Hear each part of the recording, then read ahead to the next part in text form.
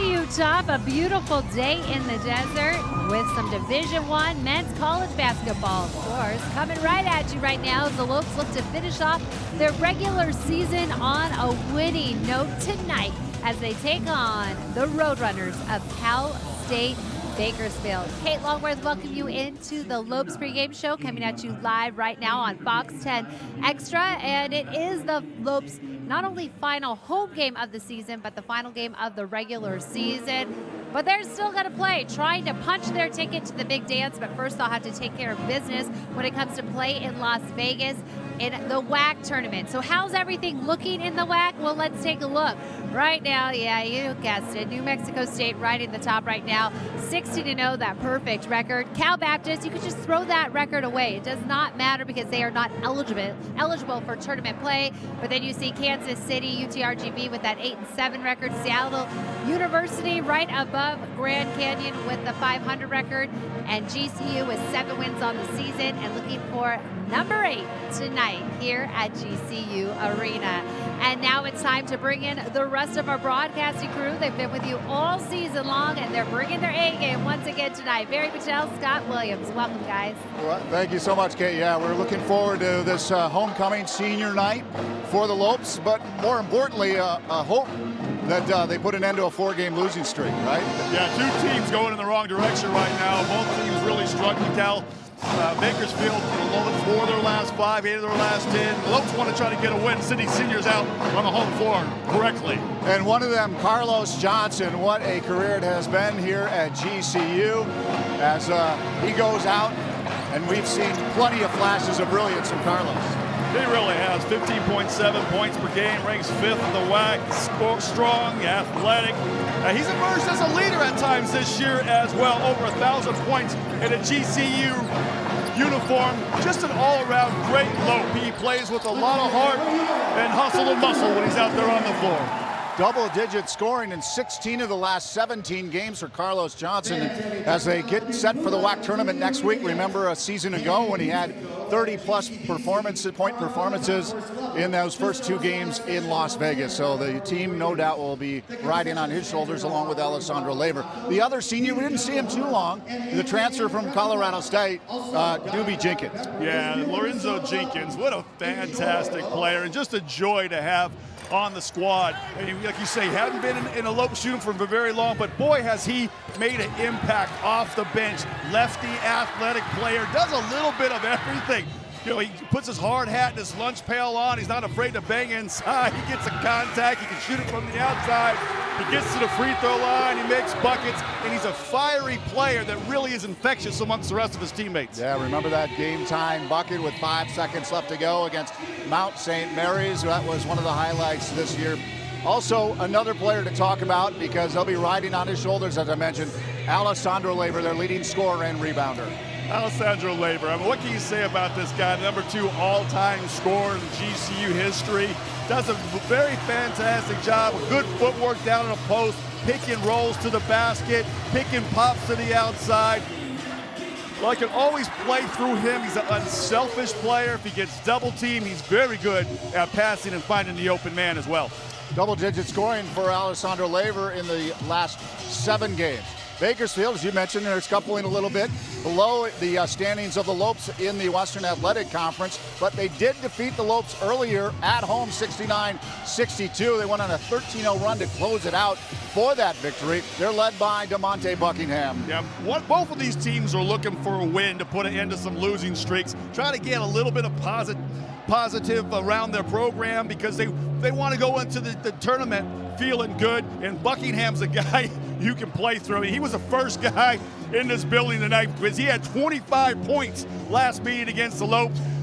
9 points per game, leads the team in rebounding. You got to keep this guy off the glass. Lopes really been struggling and giving up rebounding. This guy Buckingham will go get those boards. That's been the theme all week for the Lopes. They have got to step up the rebounding on both ends of the floor. Kate, that sets things up down here. We'll send it back up to 110. Well, guys, you would imagine this being the final home game. You have the Havocs on your side. Also, you want to finish the regular season on that high note. But for a couple of seniors, this is a special game. Scott, I know we like to chat with you sometimes about your senior game, but what do you think is going through the minds of Carlos tonight, Jenkins? What can we expect from them? What goes into your senior night? Well, they'll be riding high for sure. It was 30 years ago my senior night, but I remember it like it was yesterday. Wanted to make sure you went out with the win because you had your family in town, you had your friends, your students, the faculty, all the emotions of a 4-year career coming down this final moment. That's what this underclassman's job is tonight. Whatever it takes, make sure you send these seniors out with a dub. No doubt about it. You always want to end on a positive note, right? Yeah, we want it too, right? So, guys, make sure you're ready for game time. Tip-off in just a few moments. We'll be seeing you very soon. All right, well, they helped set the stage, and we're going to continue going here on the Lopes pregame show, coming at you live right here on Fox 10 Extra. When we come back, we check in with Lopes insider Paul Coro to get the inside scoop on what the Lopes need to do to make some madness happen this March. We'll be right back with much, much more when the Lopes pregame show returns right after this. Across the created desert to where the mountains touch the sky.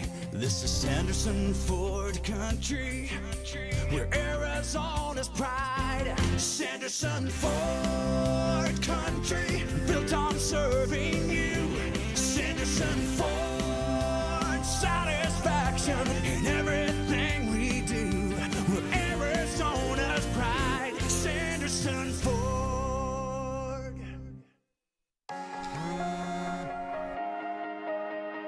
Waking up with peace of mind. Just one of the little perks you get with the SRP Power app.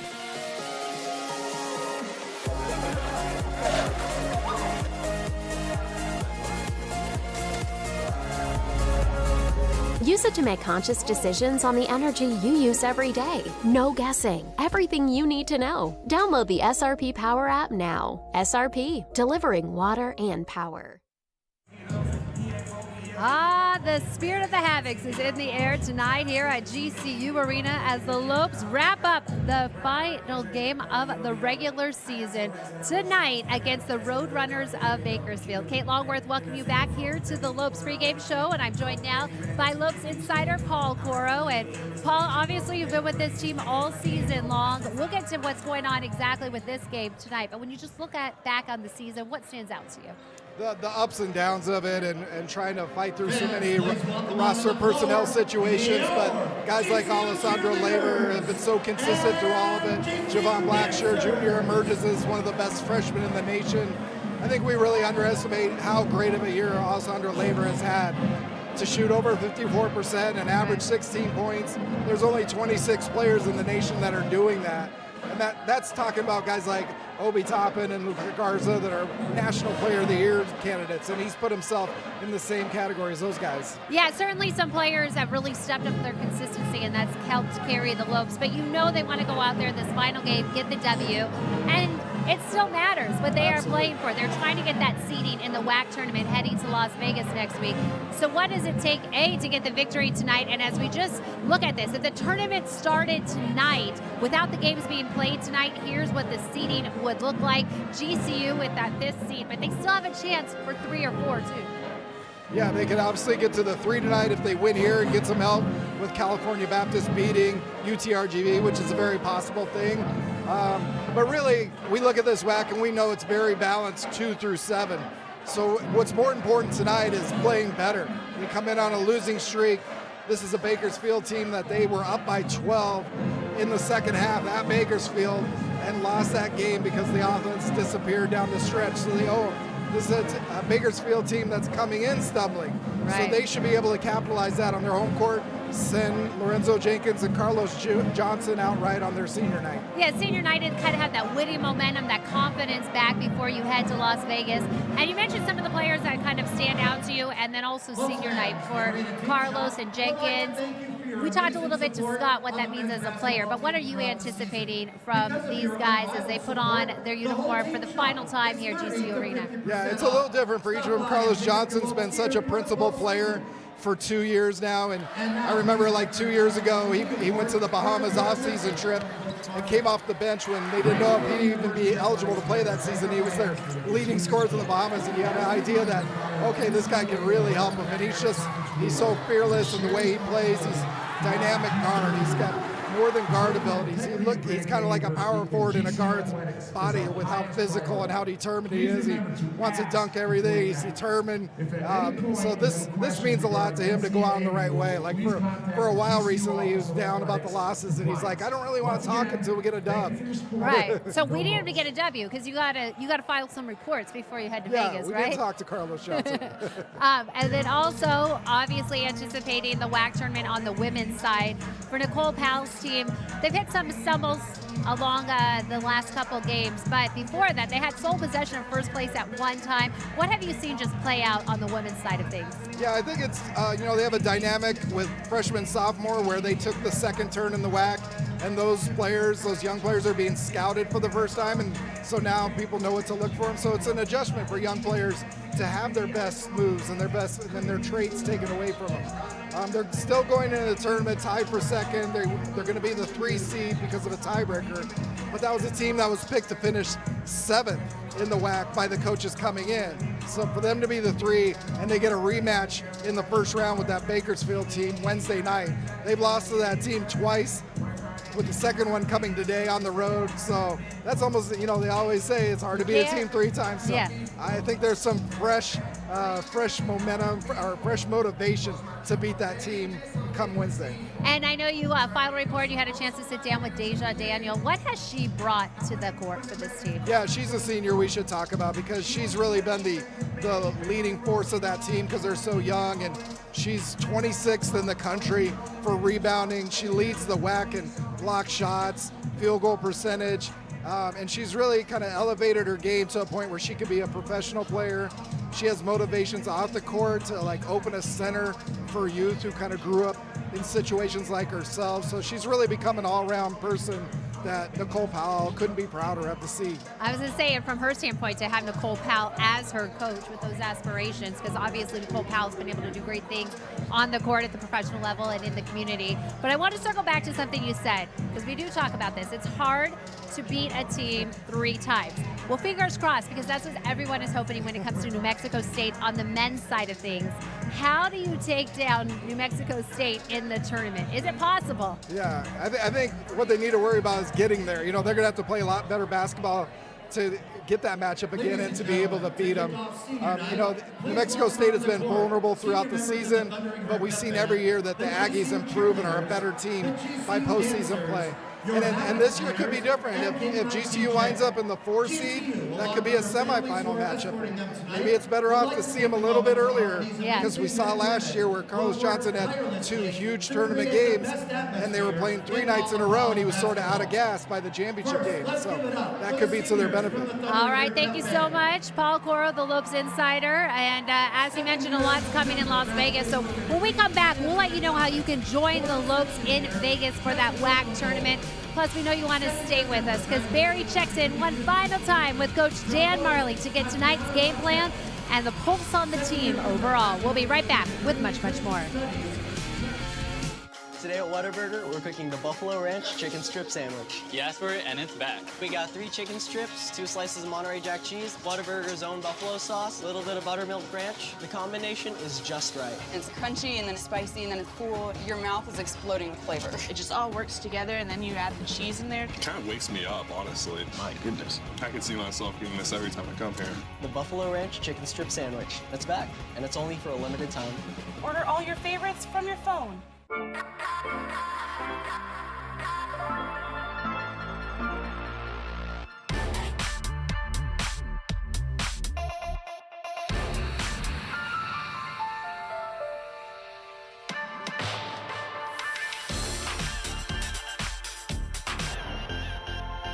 Whether you crave the night or savor the day, here we give you all a place to play. Talking Stick Resort. Play in style. Blair Dennis, All right, welcome back to the Lopes pregame show as we wrap things up here at GCU Arena with the Lopes' final game of the regular season. We want to remind you can join the Lopes cheering them on in Las Vegas for the WAC tournament. Tickets are on sale now. You just have to call 602-639-8979.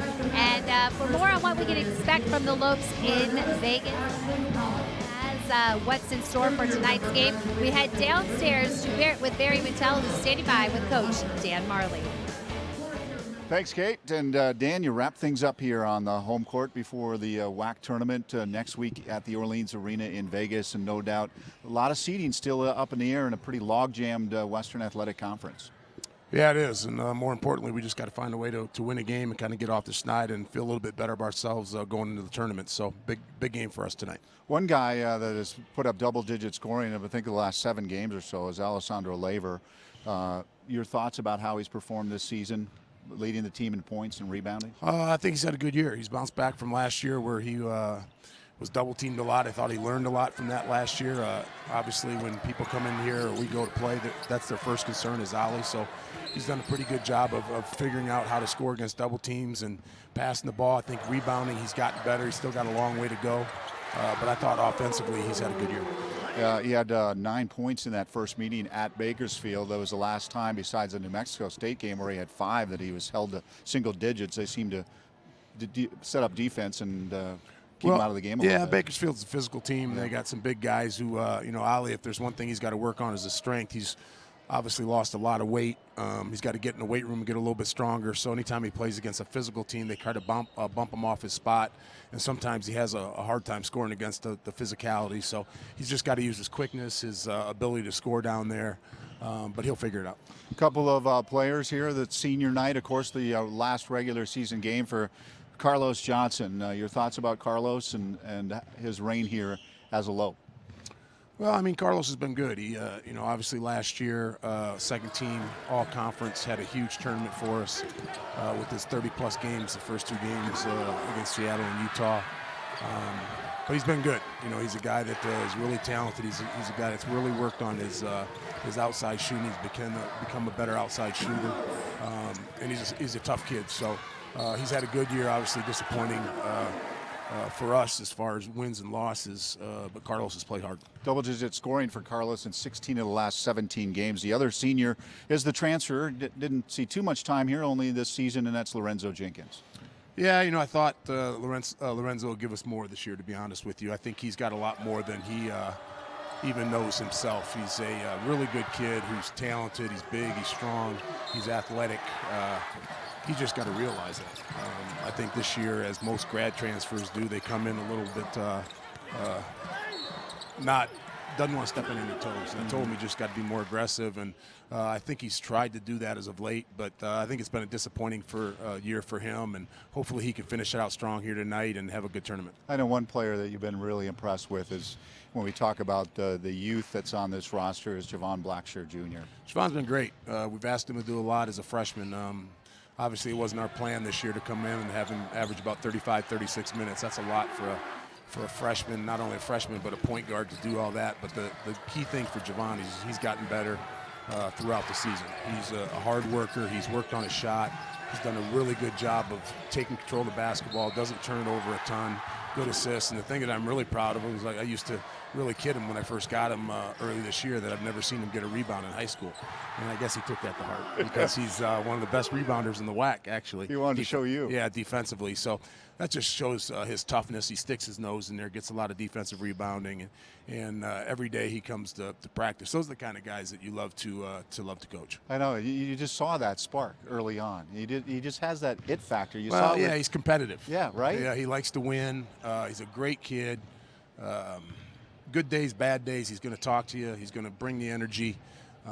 So yeah, it's been a pleasure coaching. Is that a DNA, or I mean, it's hard to. Yeah, that's just something you got, and right. that's why he won the 4 state championships and played on some great AAU teams.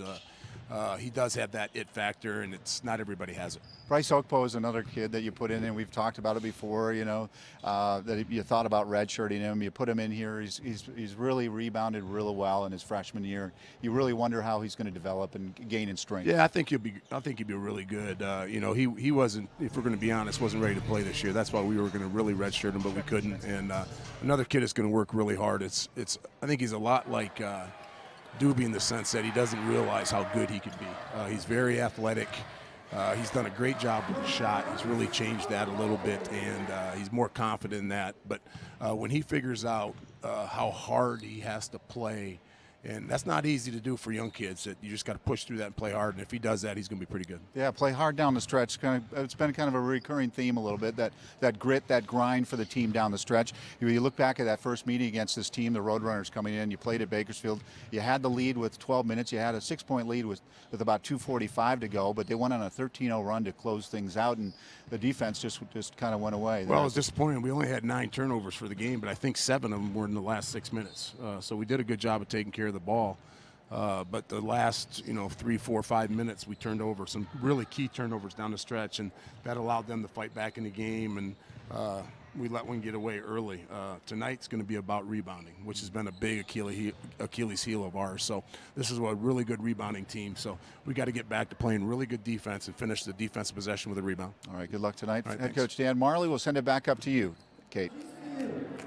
All right, thank you. Well, the stage is set, and we're counting you down to tip off here at GCU Arena as the Lopes will be taking the court for their final regular season game here at GCU Arena. It's going against the Roadrunners, and when we come back, we'll check in with one of the companies very involved in the community. We'll be right back. Curiosity fuels you. So when you're ready for a fulfilling new career, let your curiosity fuel that change. Grand Canyon University's online degree programs in technology make it convenient for you to achieve your dream. GCU teaches you how to plan for innovation. By applying that knowledge to today's most challenging problems, you're helping to build a better tomorrow. Find your purpose at GCU, where advanced technologies drive education. Private, Christian, affordable. Visit gcu.edu/online. Canyon State Credit Union, a local credit union serving the Valley for over 65 years, can assist you in buying your first home, refinancing your current home, or if you're dreaming of a retirement home. Canyon State Credit Union can provide you with a fast and affordable solution that meets your needs. Let Canyon State Credit Union run the numbers on your dream. Visit canyonstatecu.org or call 623-580-6015 for more information. Canyon State Credit Union, committed to you. We do business in accordance with the Equal Credit Opportunity Act, MLS number 410376. Welcome back. It's the Purple Pregame Party happening right now here at GCU Arena. We're bringing you all the live action here on Fox 10 Extras. We get you ready for tip-off tonight. Grand Canyon taking on the Roadrunners for the final time this season in the regular season play. We'll get to postseason and all that fun coming up later in the show. But first, I welcome in now Gabriel from Commonwealth Insurance. Thank you so much for being here. And first and foremost, what is Commonwealth Casualty Insurance Company all about? Yeah, so Commonwealth, we're a local insurance company. We're actually based in Phoenix. Well, we're actually not that far from GCU campus. We were actually born in Arizona, built for Arizona. So we understand the Arizona market. We understand the needs of the people. And so it just gives us a big advantage in the marketplace. What type of insurance does Commonwealth offer? Yeah, we offer personal auto, homeowners, renters, and manufactured home insurance. But, what gives us a little bit of an advantage is the way we offer insurance. We believe that, it's just a policy number, but behind that number is a real person, and they're putting their trust in us every day. So we want to give them great service, a great experience every time they interact with Commonwealth. And as you mentioned, you're rooted in Arizona, so you know the things that Arizonans can be up against. But I know it's also important for you guys to give back to the community. Oh, yeah. How are you involved in the community? Yeah, we're very involved. We believe very firmly that we can't just offer a service to the community. We need to get involved, and we need to actually improve our community. So we partnered up with the Salvation Army and their Forgotten Angel program, which benefits by purchasing gifts for children in Arizona. We partnered up with the American Red Cross. They'll bring their mobile donation center to our headquarters in Phoenix, where our employees will donate their time and blood, and people of the residents, nearby residents, will come and donate as well.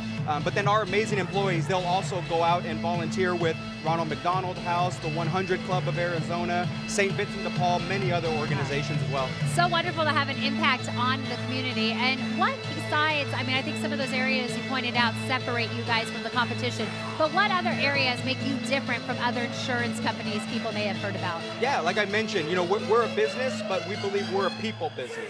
Like I mentioned before, there's somebody behind that policy number. And, insurance is kind of complicated. So we want to make sure that they understand what they're getting, that they feel comfortable, that they feel secure.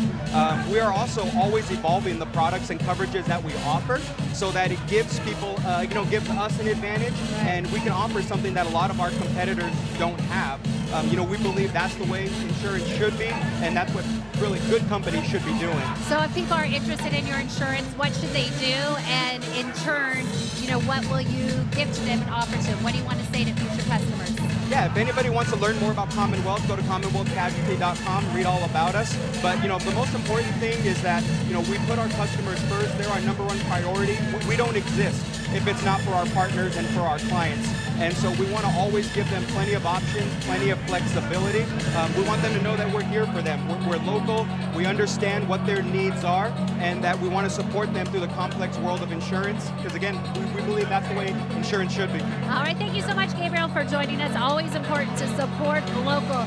And speaking of local, how about your local hoops team getting ready to take the court tonight against Bakersfield? And tonight's game has implications when it comes to how the WAC tournament will play out next week. So when we come back, we'll take a trip around the WAC. Don't worry, you don't have to leave the couch. We'll do all the work.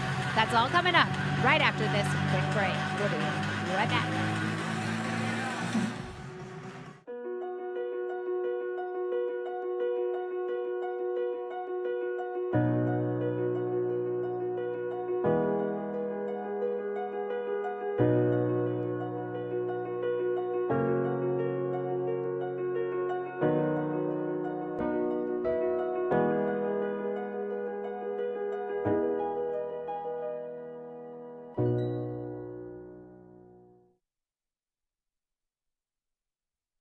When my hot water heater failed, she was pregnant, in-laws were coming, a little bit of water, it rocked our world. I had no idea the amount of damage that water could do. We called USAA, and they greeted me as they always do. Sergeant Baker, how are you? They were on it. It was unbelievable. Having insurance is something everyone needs, but having USAA, that's a privilege. We're the Bakers, and we're USAA members for life. USAA. Get your insurance quote today. Welcome back. The party is underway here at GCU Arena. The Havocs, they are in the house. They are ready for this final game of the regular season, ready to cheer on the Lopes as they go up against the Roadrunners of Bakersfield. This game has implications because this is for seeding in the WAC tournament next week in Vegas. And we'll tell you how you can be in on the conference action, even if you can't make it to the conference tournament. But first, let's just take a look at how the WAC is playing out this final week of the season. New Mexico State, as mentioned, 16-0, perfect record so far this season, and well, they have won 31 straight conference games. I think they're due for a loss. Maybe in Vegas? We shall see. Meanwhile, Chicago State and UMKC did cancel travel this week due to health concerns, so they automatically get the losses for 2 games this weekend. We'll show you how that all plays out throughout the game tonight when we talk about WAC tournament play. Speaking of which, that starts Thursday at the Orleans Arena in Las Vegas. And if you can't get to Las Vegas to be a part of the action, don't worry. You can catch the game previews and post-game interviews live on the GCU Lopes Facebook page. That's facebook.com/GCU Lopes. It'll have all the live coverage of the players, what's going on with Coach Dan Marley as he gets the team ready for that action that starts on Thursday. And as you know, in the past, the Lopes have made it to that final championship game. We'll see if history can repeat. But first, it all comes down to tonight's game here on the hardwood. It is senior night. Carlos Johnson, Lorenzo Jenkins playing their final game here at GCU Arena. And Barry and Scott, they will be calling all the action tonight. That's coming up next on Fox 10 Extra. Grab your snack because we'll be right back.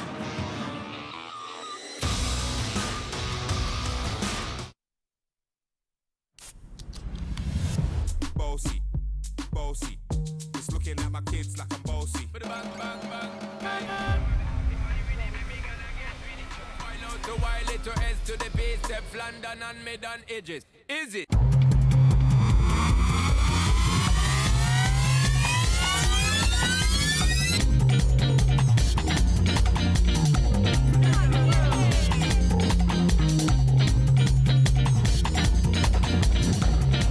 We needed one more member on our roster. Streets of New York is proud to announce Grand Canyon University to our winning team.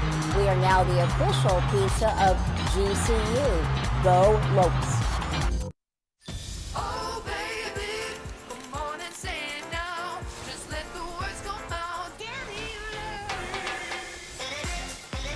No calories, no sweeteners, all smiles. Bubbly spark.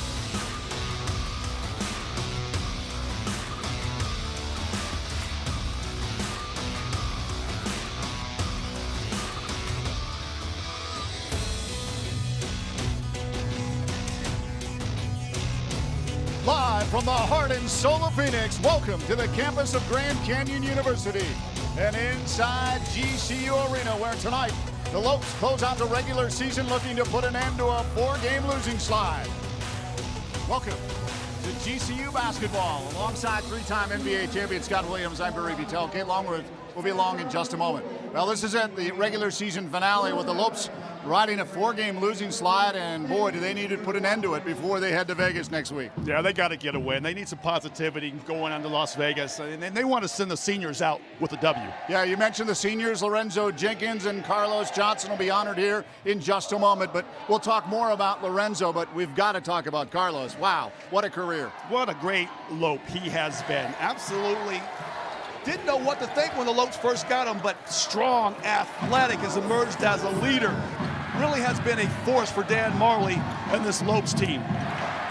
The Roadrunners come in there. They're below the Lopes in the WAC standings, but their leading rebounder is the redshirt junior DeMonte Buckingham. Yeah, Buckingham, this guy is absolute warrior right here. Goes after, gets on the glass. He absolutely destroyed the Lopes in the first meeting, 25 points, 8 of 5 shooting, 5 boards, and he really loves to get on the glass. He leads this Roadrunners team in rebounding, so Lopes got to do a good job of putting a body on him and keep him from hurting him with those second chance opportunities. He reached the 1,000 career point mark in the team's last game against New Mexico State.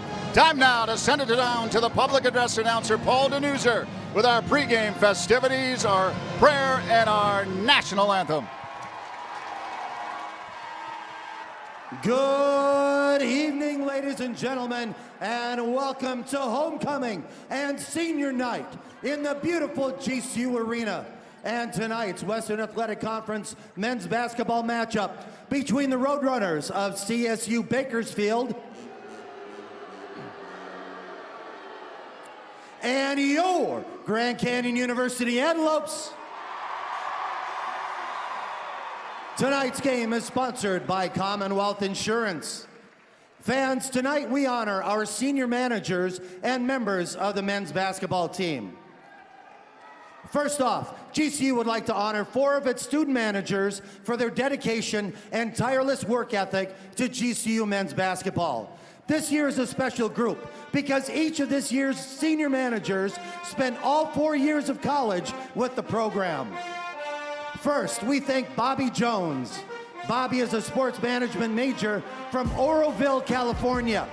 Bobby was drafted by Indiana Pacers Gaming in the NBA 2K League and is on his way to join his new team, so he could not be in attendance tonight. Congratulations, Bobby, on your 2K League draft selection, and best of luck moving forward. Next is Maggie Bullard. Maggie is a marketing major with a minor in Christian Studies from Portland, Oregon. She is joined on the floor by her father, Ryan Patterson.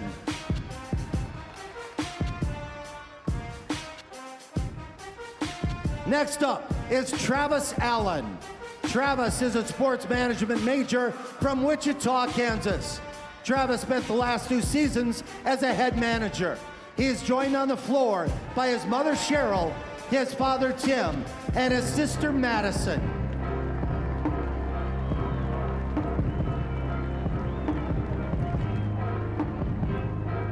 And last, we have Noah Raditz. Noah is a sports management major from Boulder, Colorado. He also spent the last 2 seasons as a head manager. He is joined on the floor by his mother, Lori, his father, Ed, and his brother, Ethan. Thank you to the senior managers.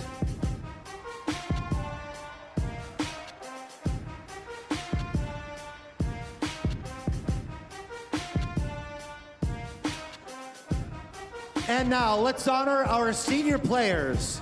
First, we have Lorenzo Jenkins. Lorenzo is accompanied by assistant coach Isaac Chu. Lorenzo joined the Lopes as a graduate transfer from Colorado State University this season. Jenkins has put together the best numbers of his college career in his 1 season with the Lopes, averaging 7.8 points and 3.1 rebounds per game. He twice set new career highs this year by scoring 20 points in GCU victories against Montana State and California Baptist. In one of the most exciting plays of the season, Jenkins collected a loose ball and scored with 3.7 seconds remaining to send the game to overtime against Mount St. Mary's, and the Lopes would go on to win. Let's hear it for senior Lorenzo Jenkins. And now, please welcome Carlos Johnson. Carlos is accompanied by his father, Carlos Johnson Sr., and brother, Carlin Brooks. Carlos transferred to GCU from the University of Washington and quickly became one of the top players in the WAC. He was the Lopes' leading scorer last year and ranks #2 on the team this year. Carlos surpassed the 1,000-point mark for his career in a win against Seattle University this season. He was an all-WAC and all-district honoree last year after helping lead GCU to the WAC tournament championship game with back-to-back 30-point performances. Let's give it up for senior Carlos Johnson. One last time, thank you seniors for your dedication. We all wish you the very best.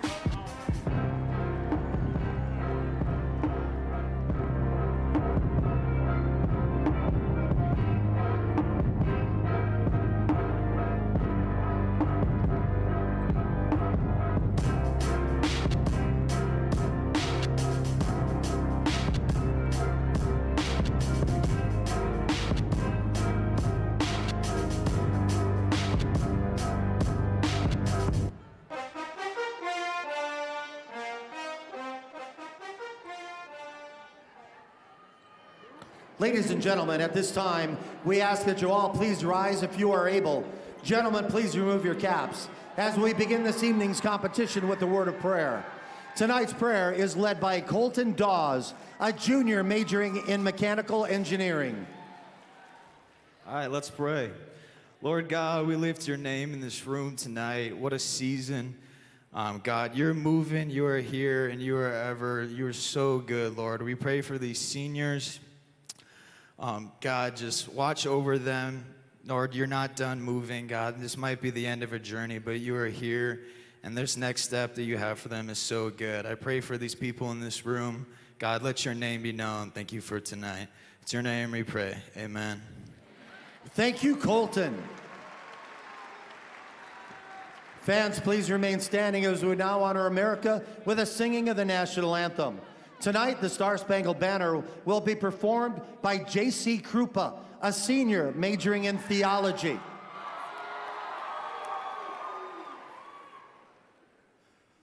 Oh, say, can you see by the dawn's early light what so proudly we hailed at the twilight's last gleaming, whose broad stripes and bright stars through the perilous night o'er the ramparts we watched were so gallantly streaming at the rocket's red glare, the bombs bursting in air gave proof through the night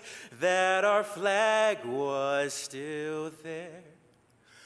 Oh, say does that star-spangled banner yet wave o'er the land of the free and the home of the brave. Thank you, J.C. Krupa.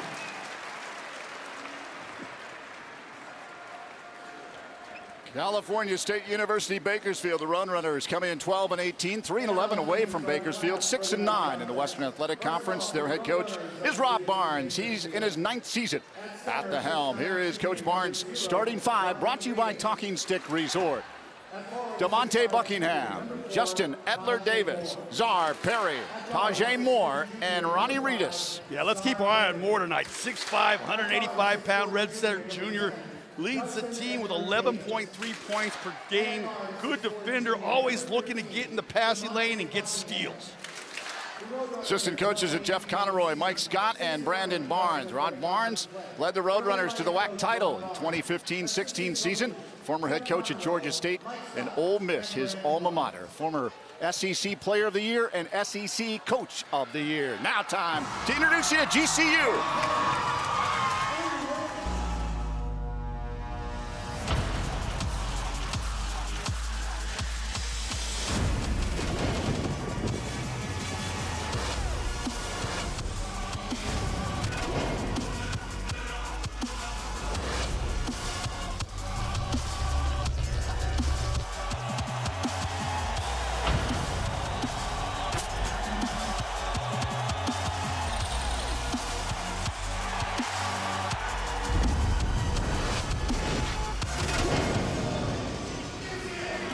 Coach Dan Marley in his 7th season as head coach of the Lopes. Here is Coach Marley's starting five, brought to you by Talking Stick Resort. Play in style. Isaiah Brown, Javon Blackshirt Jr., Lorenzo Jenkins, Carlos Johnson, and Alessandro Labor. Let's keep our eye on Isaiah Brown tonight. Kid has been hot as fish grease from behind the arc, looking to shoot the long ball. Lopes 12-17, 6-8. At home, 7-8 in the conference. The associate head coach is Marvin Menzies. The assistant coach is Chris Cremelone and Isaac Jew. Director of basketball operations is Dylan Hidalgo. The special assistant to the head coach is Johnny Hill. The video coordinator is Matt Lopez. Director of sports medicine is Jordy Hackett. And the director of sports performance is Gabe Borland. Time for our Sanderson Ford keys to the game. Sanderson Ford, the best play in a new Ford is at Sanderson Ford. Yeah, Disney movies tonight. Barry, can you name these movies? Did men tell, no tells. That's right. Lopes are killing it on offense. 50% behind the arc, or 50% from the floor the last 7 games. We got to continue to mix up the inside and the outside attack. And then Captain hook him on the rebound tonight. Finish each defensive possession with a rebound. No second chance points. They have been hurting the Lopes in this losing streak, and Hakuna Matata means no worries. Relax, have some fun. Have some fun. Play with the game you love and send these seniors out with a dub in their final home game. Going to Disney, are we? Going to Disney, baby. Got it. You got any idea on those 3 movies? With Peter Pan? Peter Pan, that's right. Captain Hook. Did men tell, no tells? I got Pirates of the Caribbean. That's right. Hakuna Matata. Lion King. The Lion King. Yeah. Very good. 2 out of 3. Nice job. Never felt the pressure like that. Been a while since I went to a Disney flick. Well, fans, here on senior night, homecoming. Wilson Holland, Casey McClellan, and Brad Fowler are the officials. Regular season finale. 2 seniors on the floor in Johnson and Jenkins. We are underway.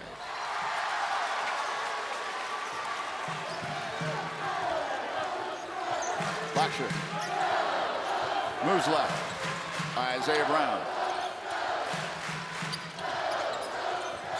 Jenkins inside the labor, turns to the bucket.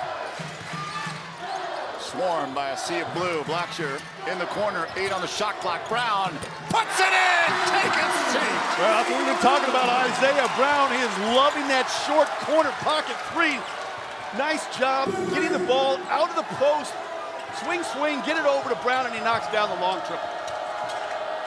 Czar Perry, the junior guard, inside man. He looked like he was moving. Oh, man, did he ever? He was doing the Fred Flintstone out there. Got away with the travel, beat everybody to the basket. That's one thing the Lopes got to do a better job of. Shutting off the interior. Too many points in the paint. They gave up 40 points in the paint to New Mexico State that started this losing streak. Blackshear, near side. Ocean Johnson, crossover. Blackshear drives baseline, stops, pushes back out. Labor, Brown, Johnson. Beyond the arc, on the wing, comes back out front, right at the top of the free throw line. And how about that? 2 for 2. Nice job by Johnson, being patient, waits for his big fella, Labor to come over, sets a bone-crushing screen, gets right to that elbow jumper that he loves so much, and he knocks it down. Czar Perry from El Dorado, Arkansas. Back out, Edler Davis. Buckingham drives. Off the mark, his own rebound. Second chance points. And Brown's trying not to foul on that drive. Lopes got to collapse to that glass. Brown, eyed by Buckingham. Far side, the wing. Blackshear. Jenkins. Labor, soft hand not there. Jenkins trying to follow it up, but the Roadrunners pick it up.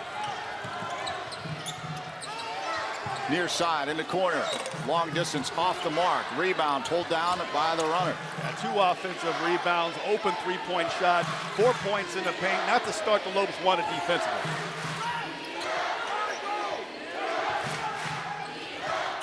Perry moves left, near side, in the corner it goes. Archie shot, loose ball. Still somebody pick it up, Isaiah Brown. Johnson slashes, kick back out. Jenkins, Labor. Puts it on the floor. Lost it.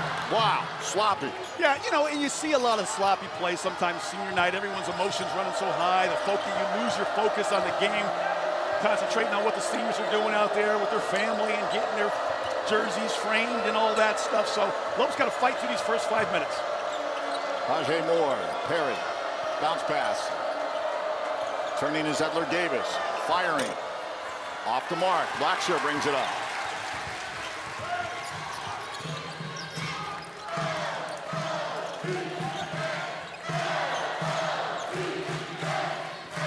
Johnson backing in.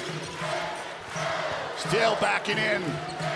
Off of the glass and in. Man, he just trucked him. He backed him in all the way from down near the 3-point line. He had smoke coming out from underneath the defender's shoes. Throws a little baby hook in. Lopes 3 for 4 from the field. Tajay Moore looks for 3. Off the mark. Jenkins picks up the rebound. Good D. Force a long shot, a long outside shot, and get the rebound. 1 and done. Blackshear, Johnson, step back.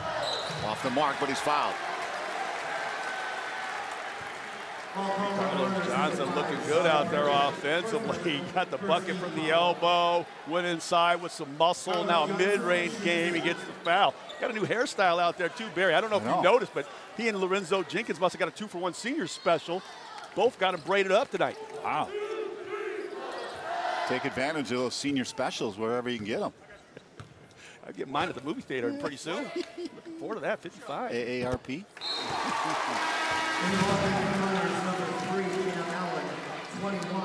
I kind of like him, though. Kind of like the new dude. Yeah. Blackshear kind of had that title all year, though.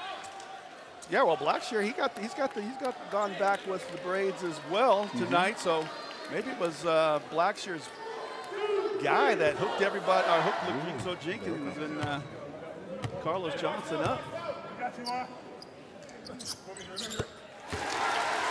Carlos Johnson wants this one. He is locked in.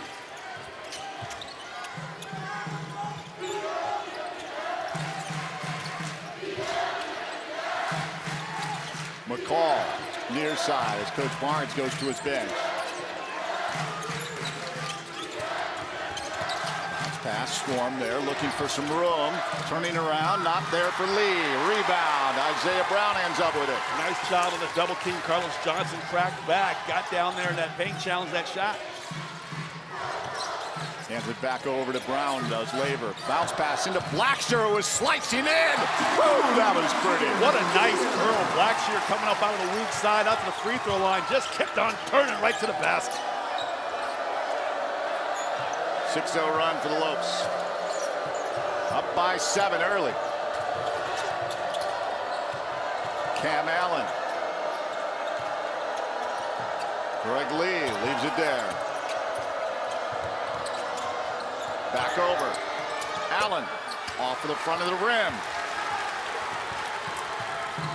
Energy looks much better for the guys in a white jersey tonight. Better offensively. Doing a much better job the last couple possessions defensively as well. Carlos trying to back it again. Step back off the mark. Rebound's going to be pulled down by Cam Allen.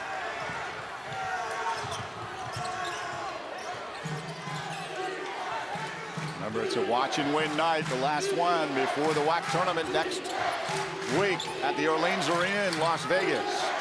From the corner. In and out.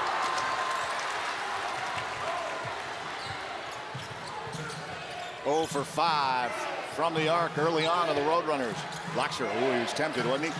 Johnson is, and he shoots it in! Woo! Coach Barnes needs a timeout, and he takes one. Carlos Johnson, man, on fire. He's got 9 points on 3 of 4 shooting. Give him a 3. Muscle inside, mid-range game working. Even getting himself to the free throw line. Blackshear with the curl hits the first bucket, and then Carlos Johnson drains the three-pointer. Up by 10, GCU.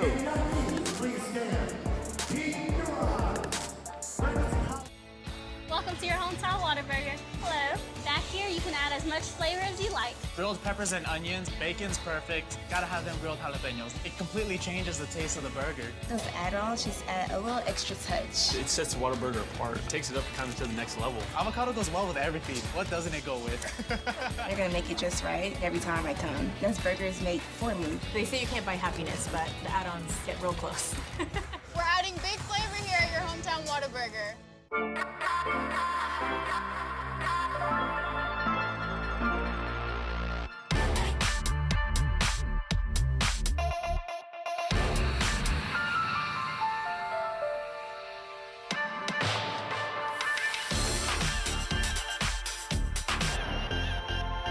Whether you crave the night or savor the day, here we give you all a place to play.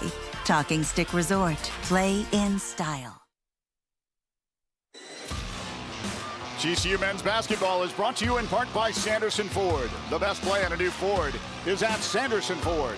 By BSN Sports, the largest provider of team sports equipment and apparel in the country. And by SRP, delivering water and power. Barry Butel, Scott Williams, and Kayla Longworth from GCU Arena. Let's send it down to Kate. All right, well, it's March, so you know what that means. Madness is just around the corner, but before those brackets can be busted, you got to know how it's going to shape up, right? So next week, when the Lopes head to Vegas, this is just one way the brackets might look. This is it. The tournament which is start right now. Games haven't been played tonight.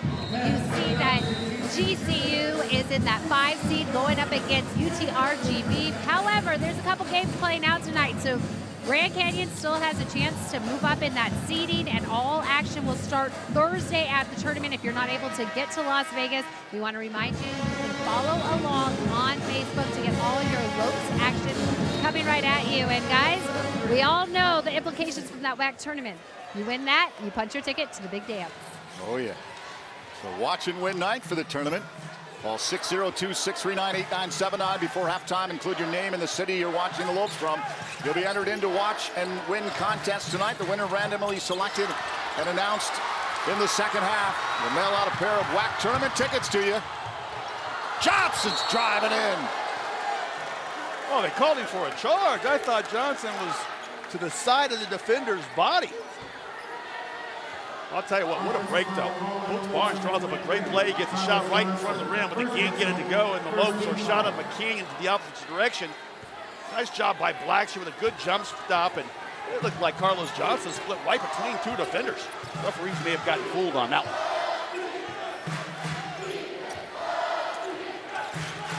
Allen moves left, bounce pass. Ooh, right pass, John Stitt.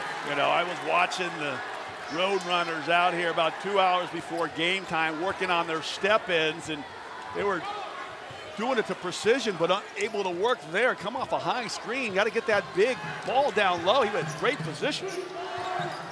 Mikey Dixon in the game. Jenkins inside the label.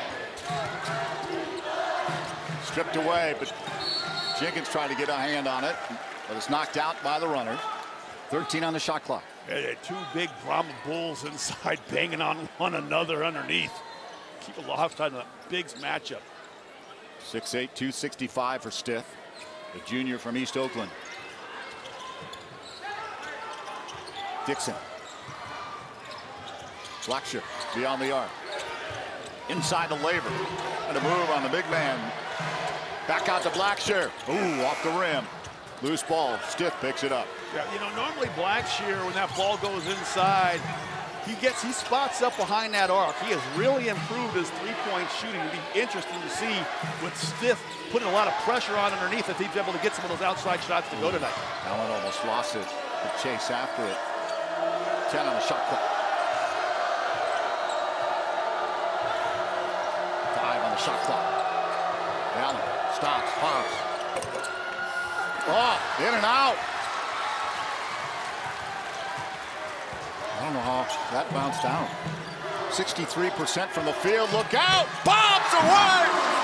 Just get Carlos Johnson the ball every time. He's got 12 of the Lopes 17 points.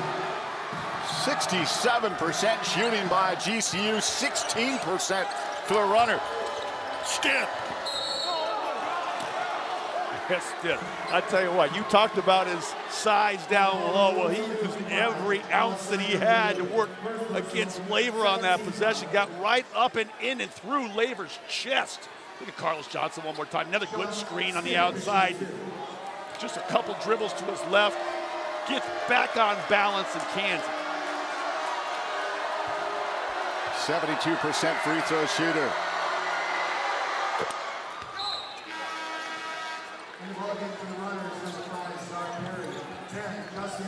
Blackshear out, Brown in for the Lopes. Roadrunners desperately needed some points this trip down the floor. They hadn't scored several minutes. Momentum had swung well over to the GCU Lopes bench.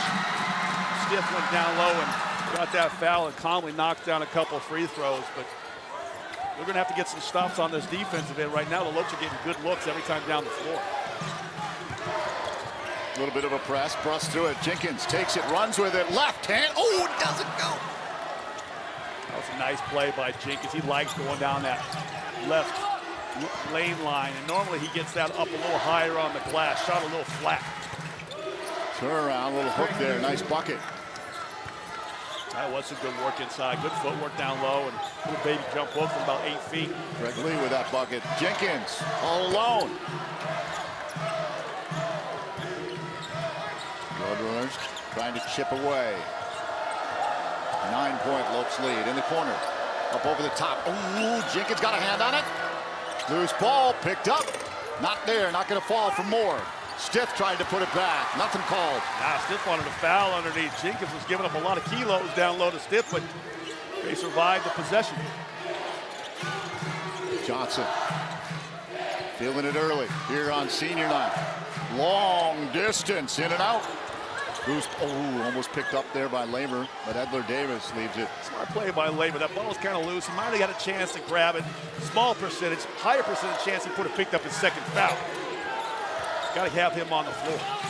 Stith looking to drive baseline. Man, he didn't step out. Edler Davis back out. Czar Perry looking to move on Dixon. Stops, pops. That's good offense. But you know, the defense was solid as well. It's just one of those ones you just got to pat the guy on the backside saying, nice move. 6-0 run for the Roadrunners. 7-point Lopes lead up over the top. Ooh. Laver up over the head of Mikey Dixon. Momentum switching back to the Roadrunners. Nothing called on that one. A little nasty intention on that block shot by Carlos Johnson. Coming into my house. Back out to Brown. Oh, that's too much room for him. Couldn't hit it though. Yeah, almost like too much time. It's like Brown got the ball and realized, well, there's nobody out here on me. Maybe I should take one dribble and try to knock it down. A lot of players at the scorer's table ready to check in on the next dead ball. These players could be gassed. Back and forth it goes. Trying to move more off the glass, and that was a nice possession. It really was. And again, tacking inside the soft underbelly of the Lopes defense right now is where they're getting all their points. GCU started 6 of 9. Since have gone 0 for 4. Moore knocked it away from Carlos Johnson. Yeah, he leads his team in steals, averages over 1 a game.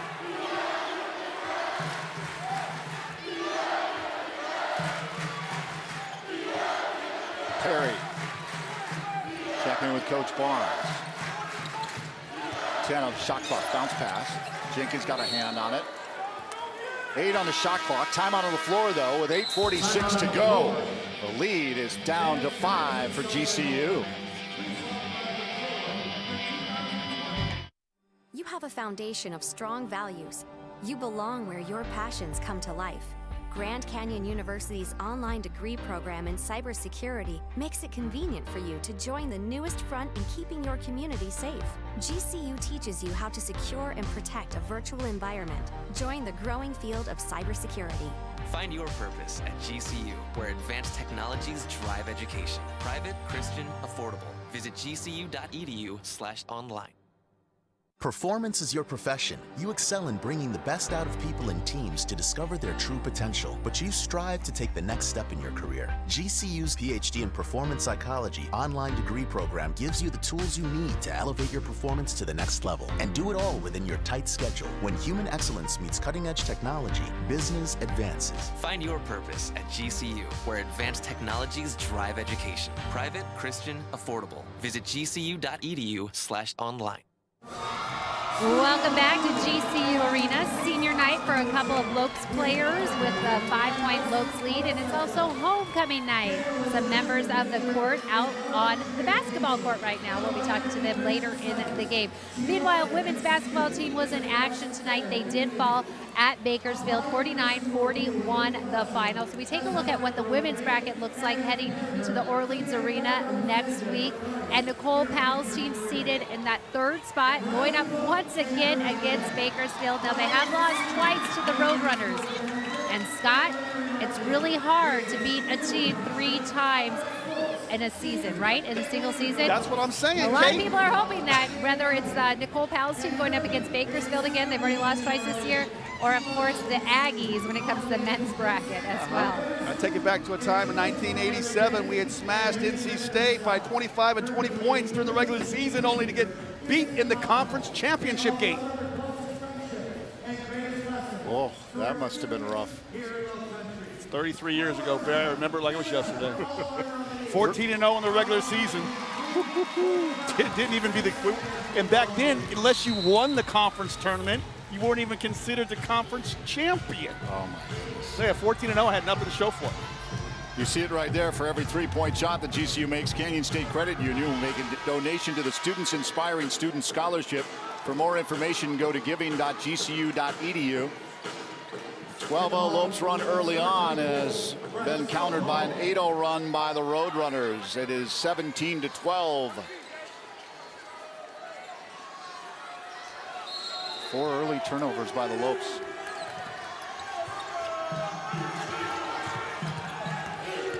Driving, Czar, Perry up. Boy, waved it off. Yeah, Charge stepping in, giving up his body. Alessandro Laver taking that one in the chest. Look at this one more time. Laver using those good footwork, gets right over in front of that road runner that was charging in there.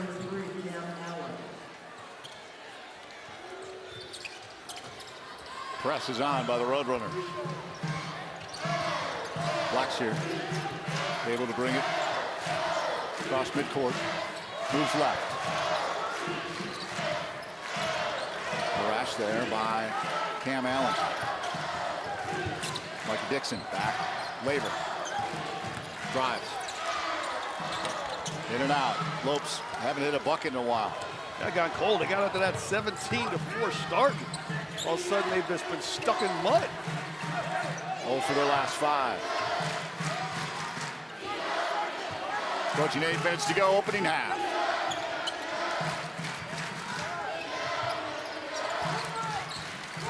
Conference seeding still up in the air for the Lopes. 3, 4, or 6 are in play. In and out.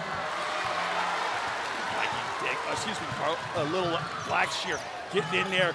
That was just 5 boards a game. Popping. Javon Blackshear. Oh, nice job by Blackshear. Kind of did it himself. Got the rebound, got it down to the offensive end quickly. Gets a little bit of a drag screen. Knocks it down. He needed that one there. He's got 4 points, 3 boards, 2 on the offensive end. Cam Allen looked at Coach Rod Barnes. Look at him move. Stops. Drops.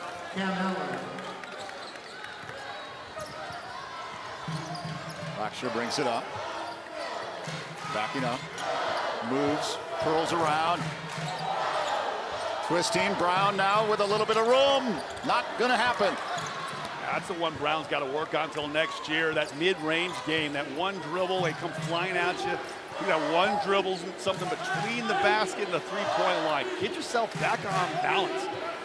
Knock it down. Have the confidence to knock that shot down. Allen with a little bit of room takes it himself. Kiss off the glass. Well, 12 points right now of the 16 for the Roadrunners that become either in the paint or below the free throw line. No secret where they want to attack. Dixon for 3. Thank you. Nice job mixing up the inside and the outside game. Lopes keeping them off balance. Big bucket from Mikey. 4 of 7 from the arc of the Lopes.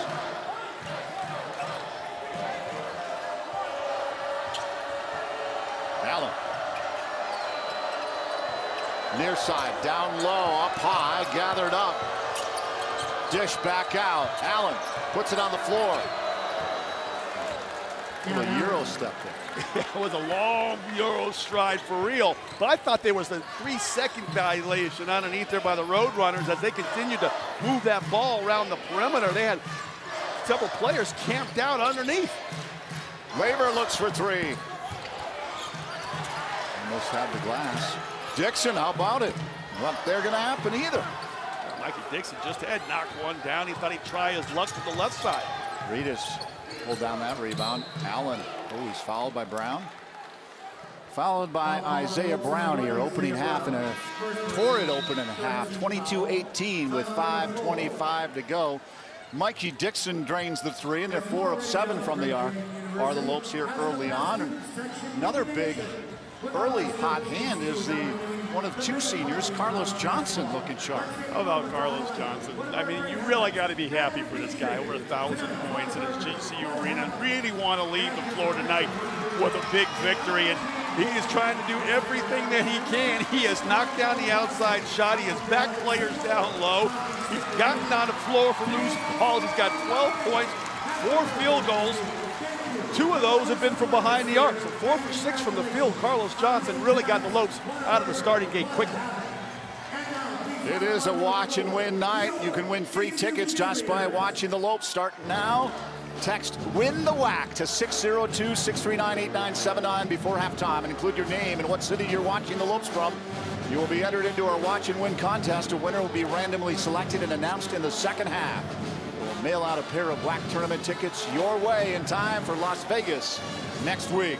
And if you can't make it to Vegas to watch the Lopes, you can catch game previews and post-game interviews live on the GCU Lopes Facebook page. Simply go to facebook.com/GCU Lopes. Paul Coro, the Lopes Insider, will have complete coverage on GCULopes.com. Jordy Hackett rubbing that ice on the right knee. Alessandro Lever wearing a bit of a brace there. Yeah, we noticed he went to a brace a couple games ago and probably dealing with some patella issues, some swelling issues, and he's on some heavy minutes. He's had to put this team on his back at times over the course of this season. I'm sure those knees are sensitive at this point in the season. Warrior minutes, no doubt.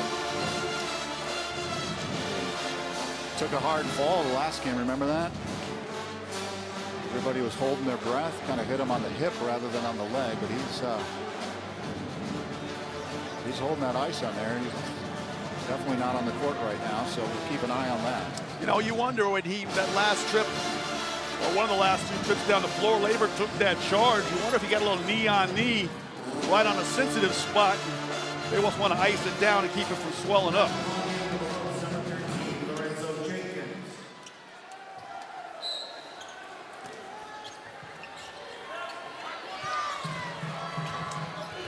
Roadrunners far side, Cam Allen eyed by Blackshear. Back out front, up over the top, trying to find and did. Oh, that was a little bit of a late whistle. It was a late whistle, but Barry, I believe it was the correct call. Dixon was trying to muscle down low, and as he's trying to back his player back underneath the basket, just that little bump right there was enough to get the whistle. Tajay Moore.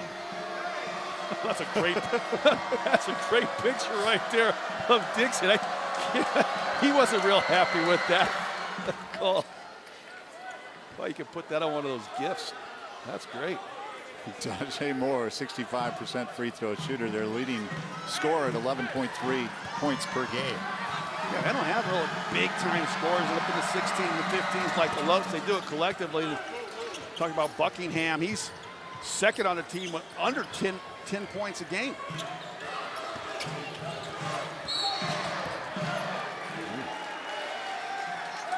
Wow. So on Buckingham. Yeah, you know, it's funny. One of the officials sometimes, I think they get together like, hey, we haven't blown our whistles much tonight. maybe we should start blowing our whistles. And it seems like the fouls all of a sudden start coming fast and furious, but they were letting them bang. Remember, we were talking about the bigs underneath, banging real hard, and now a couple little ticky-tack ones. Yeah, it was really good pacing. It was moving along. 5 minutes to go, opening half. It's a 2-point GCU lead. Blackshear near side, Dixon. Back out, Blackshear. Jenkins comes out. Back to Blackshear, over to Dixon. Dixon's gonna put up a 3. Ooh, not there. Yeah, Bakersfield kind of messed them up with that one. They went to a little zone defense after those free throws, and I'm sure the Lopes knew how to attack it. But again, inside, every bucket inside now. Tie basketball game. Lever out. Stiff might have his way with Lorenzo. Quite the weight differential there. Johnson fighting. Foul committed. Yeah, Johnson, he said, I might be giving up some pounds, but I get this. My heart's bigger than his. At least that's what he feels. And he just went inside, got right in his chest. Got that foul call. I love Carlos Johnson. I'm going to miss Carlos Johnson.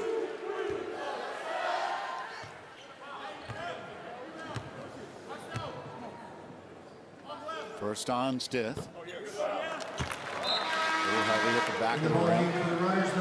Lever's going to check back in. Got that brace on. Dixon out. Lorenzo adjusting that brace right now.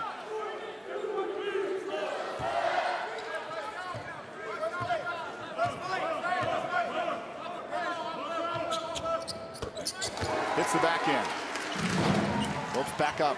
Johnson with 13 points, 4 of 6 from the field. Rest of the team 10 points, 4 of 14. And the Lopes come back, they fall into a little 1-3-1 zone defense themselves. Slicing in high off the glass and in for Tajay Moore. You got to put the ball on the floor before you move your feet 3 times. I can't believe the officials will let that happen. Oh, get ready. Oh, not there. Rebounds kicked out. Jenkins. Quickly, Johnson underneath. Oh, he's fouled. I'll tell you what, the two seniors are really battling. Jenkins on the board, then they go right back into Johnson, and he fires a strike. He goes up strong with it and gets fouled once again. Johnson's headed to the line when we come back. Came through drippin', came through drippin', came through drippin', diamonds on my wrist, they drippin', ice. Came through drippin', came through drippin'. Mountain Dew Ice, a clear, refreshing lemon lime dew.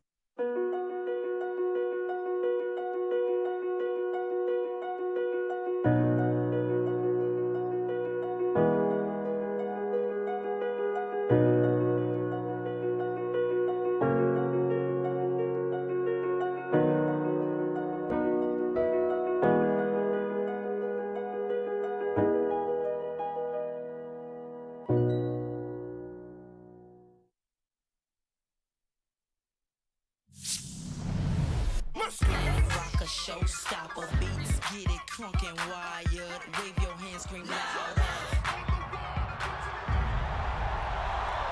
Everybody here, get it out of control. Welcome you back with the BSN athletic calendar. Tomorrow, softball in action against UNLV. Meanwhile, today, GCU baseball clinched the series over Pacific, but they have game 3 tomorrow. They brought the offense on Friday night with a 12-1 victory, and today took the game 10-5.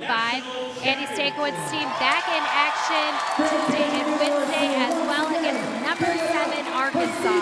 Meanwhile, right now here at GCU Arena, we have a 1-point game as the Lopes try to close the gap against the Roadrunners and take some momentum into the break. And at halftime, I will have a chat with Dan Marley, get his thoughts on what the team has been doing right and some of the things they need to improve in the second half. And of course, we'll check in on how the seniors are doing as well, guys. Looking forward to that at the half. Kate Longworth, and how about that? The 74-75 NAIA National Champion GCC team, Grand Canyon College. Coach Lindsay out on the floor. Kate will be chatting with members of the team coming up at halftime. It's been a great homecoming. Alumni Hall of Fame yesterday was fantastic. TC Dean was inducted as the athletic representative, the first black graduate here at Grand Canyon College. Did a nice feature on TC Dean. He's had every one of these games supporting his alma mater.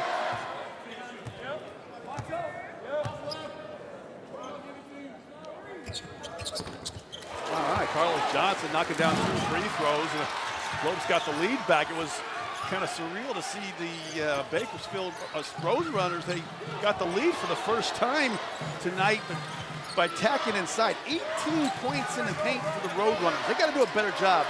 The Lopes have to do a better job of stopping all these points in the paint here to finish this half. Oh, Stiff found some room around the baseline there, and Laver had a tough time shutting it down, but it goes out of bounds, and it'll be Lopes' ball. I thought it went off a Lope. I think they got lucky there underneath. It looked like a white jersey knocked that ball out of bounds. Home court advantage. Yeah, a little senior home cooking. Blackshear. Back it in. Cam Allen's playing him tight. Laver gave him a little bit of room. He's looking for somebody. Now he finds Johnson. Johnson's going to take it in. Ooh! How did it go in? How about that? A little senior night magic. Yeah, he's got it all working with the left that time as he went down the lane lines with his right. He got 17 points in the first half. Tajay Moore looking to back in on Isaiah Brown. Dishes back out long. Great tilt. Goes in. That ball squirted all the way back out on top of the rim. It looked like it was going to come out the weak side, but almost like it was magnetic. It got pulled back through the basket. Don't see that very often on those long three-point attempts. Johnson for 3.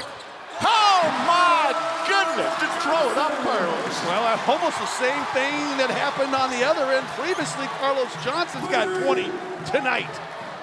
I think he's going for a career high. He's like, I'm leaving it all out here tonight. I want every point in one of these white jerseys before I hang it up for the last time. Backing out of the corner, Moore quickly try to find Stiff. A little low for the big man. Buckingham's pass. Blackshear left. Johnson. Ooh, he pulled down this one. Stop. Pop. Not there. Ooh.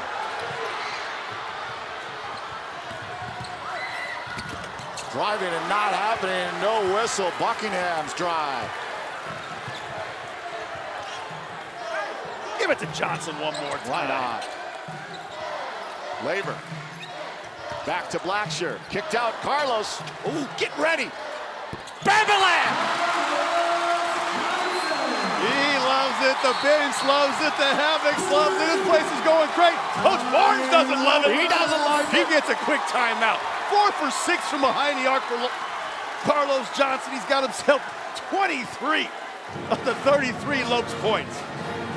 It is one more time. Hard to the basket. And then he scoops it high off over the backboard, out of the picture, and then back through nothing but net. And then this one gets another good screen out there by Alessandro Labor, and knocks it down. And then I don't think he wanted to shoot this one, but he said, why not? Everything else is going in.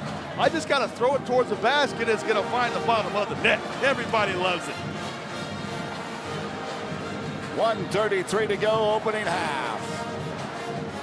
His dad got the Carlos Johnson shirt on. He got a crown on and everything. The kid is showing out for his pops. 6-0 run for GCU. 33-27. We'll be discussing all the scenarios, where they'll be seated. 3, 4, and 6 are in play. Been an interesting week in the Western Athletic Conference. The virus, Chicago State elected not to travel, and Kansas City doing the same to the Pacific Northwest. Under a minute and a half to go. Greg Lee hit their last three-pointer. This is back out. Heather Davis, a long three by Allen, but the rebound is picked up by the Roadrunners. The putback is stopped. I think it was Lorenzo Jenkins that blocked that shot. Awesome. Great to see that under the glass for the Lopes. Jenkins. Oh. Little contact early, just a 16 foul. He's baseline out of bounds here where the Lopes are so good, but I like the aggressive catch and drive by Lorenzo Jenkins to the basket. Lorenzo's like, Carlos is lighting it up in his last game. I gotta step my game up. He wants some of that senior magic. All the way over to Brown, wide open. Doesn't matter. Carlos Johnson, like, even with 2 guys on you, you still got to think about going to the basket, don't you? Yeah, he's got it going here in his first half. Adler Davis, bounce pass in the corner. Back out to Adler Davis. Allen moving it around. Bounce pass. Lead. Kick back out. 4 on the shot clock. Allen's got a drive. Little floater not there. The rebound's picked up. Way back out. Got the fresh 20 on the clock. Yeah, about a 2.5 second difference between the shot clock and the game clock. Coach Barnes is going to try to let him play for the last shot of the half. Near side. Off the mark. Rebound. That's out. He banged it off of Johnson, though. He saved the ball by throwing it off of Johnson, who's standing on the P on the antelopes underneath. So the Roadrunners get the ball back with 2.1 seconds to shoot. Don't let them steal the momentum here. GCU. Referee talking to a couple players underneath there. I think getting mad at Carlos Johnson. He scored so much down there. Battling. To take him out of the game. They knew where the ball was going to go. Quick putback by Moore, not going to happen. Carlos knew they were going to go to Tajay Moore, at least try to. And he's unsuccessful with the Lopes up 33-27 here at the halftime of the last regular season matchup. Let's send it down to Kate Longworth. All right, thank you. Well, Dan, already Carlos Johnson with 23 points to his name. How is he trying to go out there, have an impact on this game this senior night? Well, he's playing well, obviously. When he shoots the ball like that from the outside, he's hard to stop because he's such a good penetrator. So it's good senior night for him. Yeah, and a 6-point lead here at at the break. What's your team need to do in the second half to finish off the regular season with the W? Well, we did an okay job. We got to do a better job of keeping out of the paint. There are too many paint touches. They haven't made a ton of threes, but they're just driving to get into the paint. So it wasn't bad, so we're hanging in there. All right, we wish you best luck in the second half. Right now, the score here at GCU Arena, the Lopes on top over the Roadrunners, 33-27. Speaking of 27, that's a career high for Carlos Johnson. Right now, he's just 4 points away from that. What will the senior do tonight in his final GCU game here of the regular season? We'll find out when the action continues. But first, more halftime show coming your way right after this. Across the green desert to where the mountains touch the sky. This is Sanderson Ford country, where Arizona's pride. Sanderson Ford country, built on serving you. Sanderson Ford, satisfaction in everything we do. We're Arizona's pride. Sanderson Ford.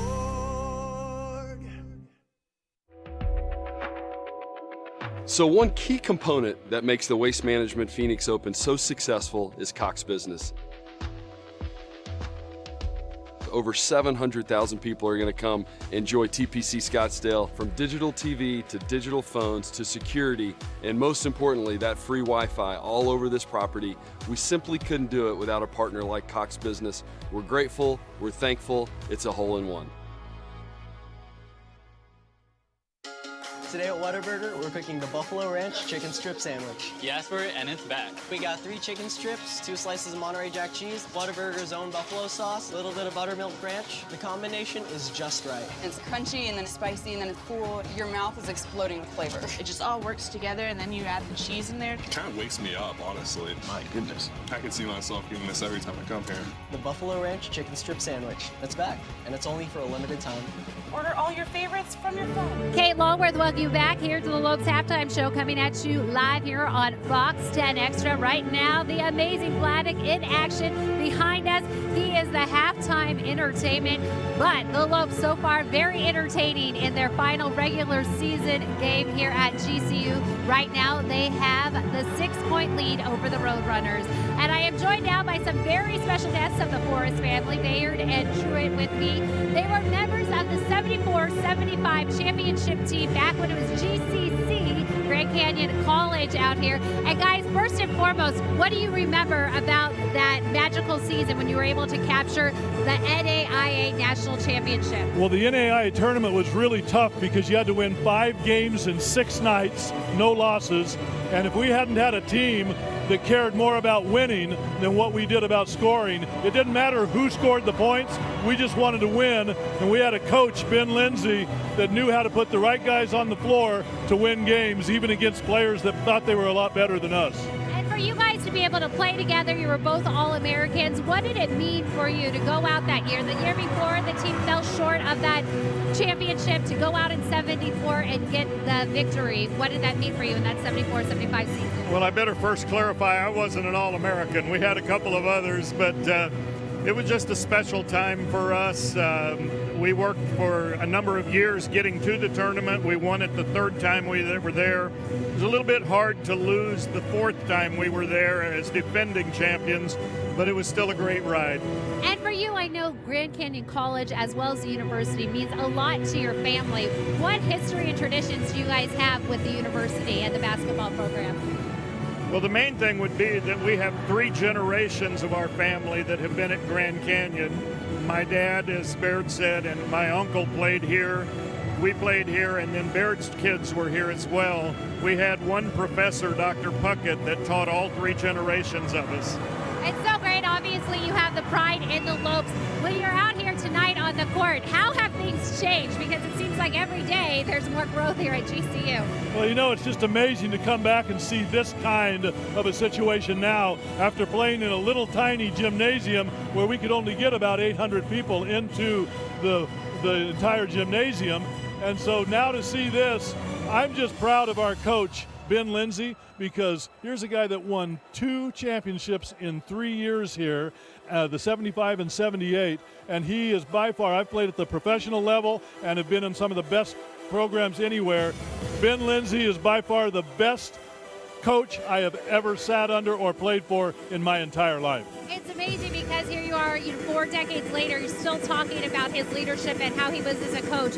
Now when you look at what Dan Marley has done for this program, how do you think he's had an impact on the Lopes team? Well, Dan obviously has a name from playing with the Suns and all of that, but what makes a great coach is the guy that can take a team, put them together, and get the most out of each player, no matter whether they've got the most talent of some of the other guys. And that's what Ben Lindsay did, and I hope that Dan will be able to do that as well. And you obviously come from a competitive family. You love the game. But when you're out here on a night like this and you see the 6th man in action, the Havoc student section, when you think back to your playing days and you watch how it's playing out tonight, how can the crowd have an impact on the game?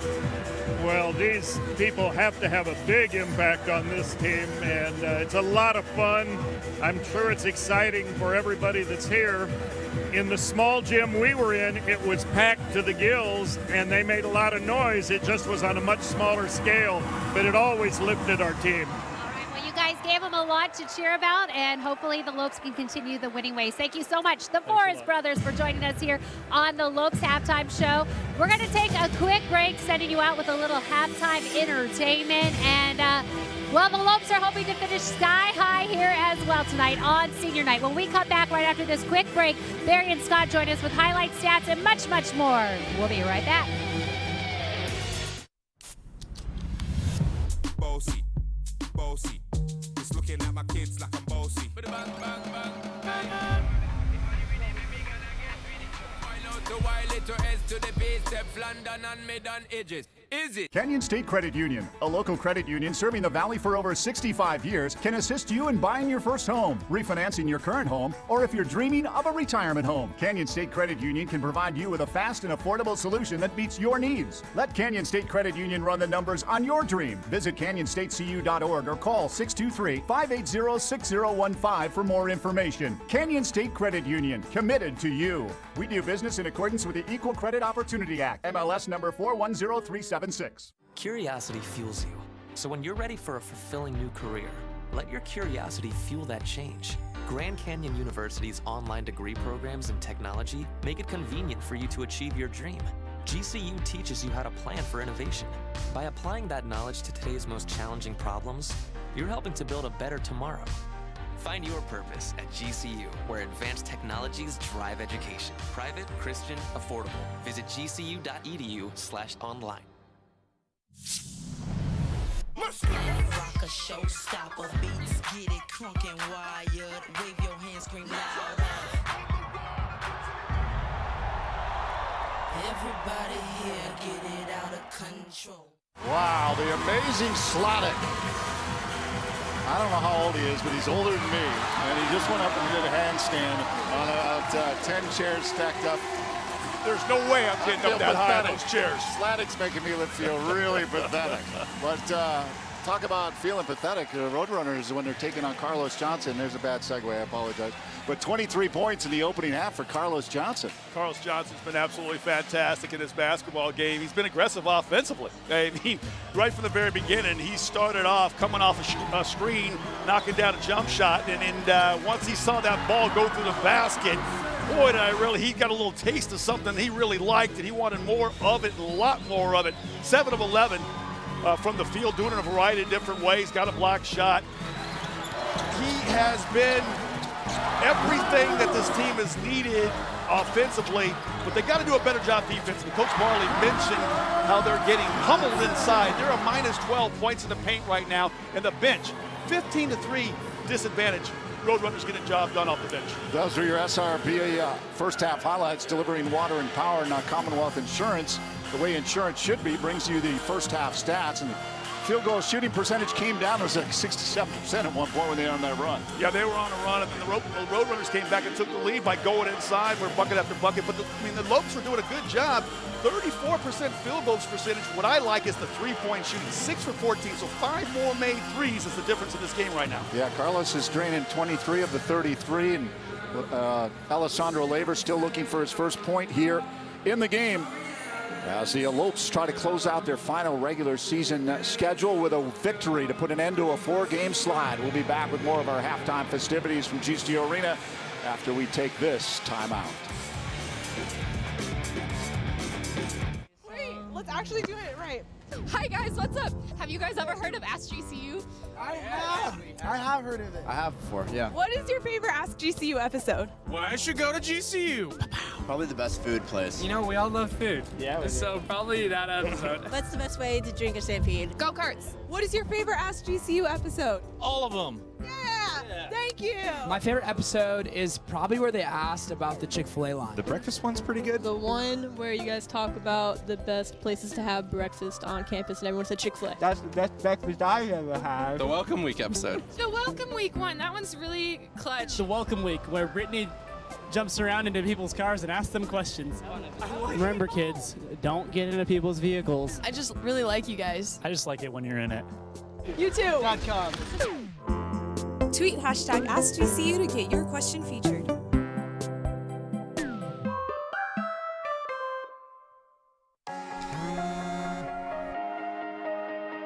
Waking up with peace of mind. Just one of the little perks you get with the SRP Power app.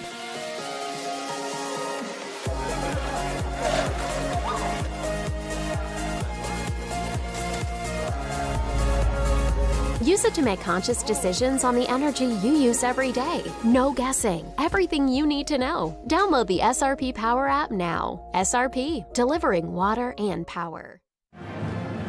The Wheel of Fortune here at GCU. What is in store for the Lopes in the second half? Well, right now, sitting pretty with a 6-point lead over the Roadrunners, but it's going to take a lot more of this to make things happen in the second half, be a victory. For the Roadrunners, the game plan would be to stop Carlos Johnson, but is there any stopping the senior in his final night here at GCU Arena right now? 23 points to his name. His career high is 27, so we'll keep an eye on that number. And meanwhile, some balanced scoring from the Roadrunners, Moore leading the way with 8 points. When we come back, second half action will be underway, so grab those final snacks, because this game, there are implications for what can happen in Vegas next week with the WAC tournament. We'll let you know how it all unrolls right here, Fox 10 Extra. We'll be right back. When my hot water heater failed, she was pregnant, in-laws were coming, a little bit of water, it rocked our world. I had no idea the amount of damage that water could do. We called USAA, and they greeted me as they always do. Sergeant Baker, how are you? They were on it. It was unbelievable.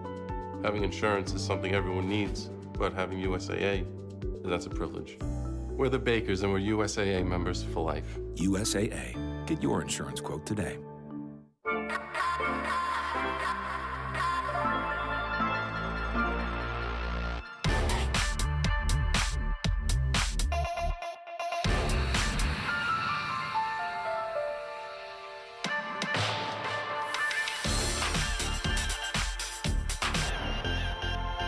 Whether you crave the night or savor the day, here we give you all a place to play.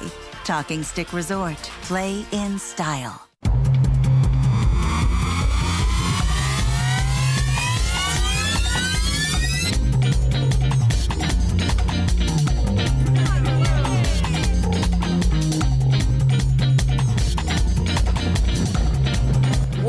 One more member on our roster. Streets of New York is proud to announce Grand Canyon University to our winning team.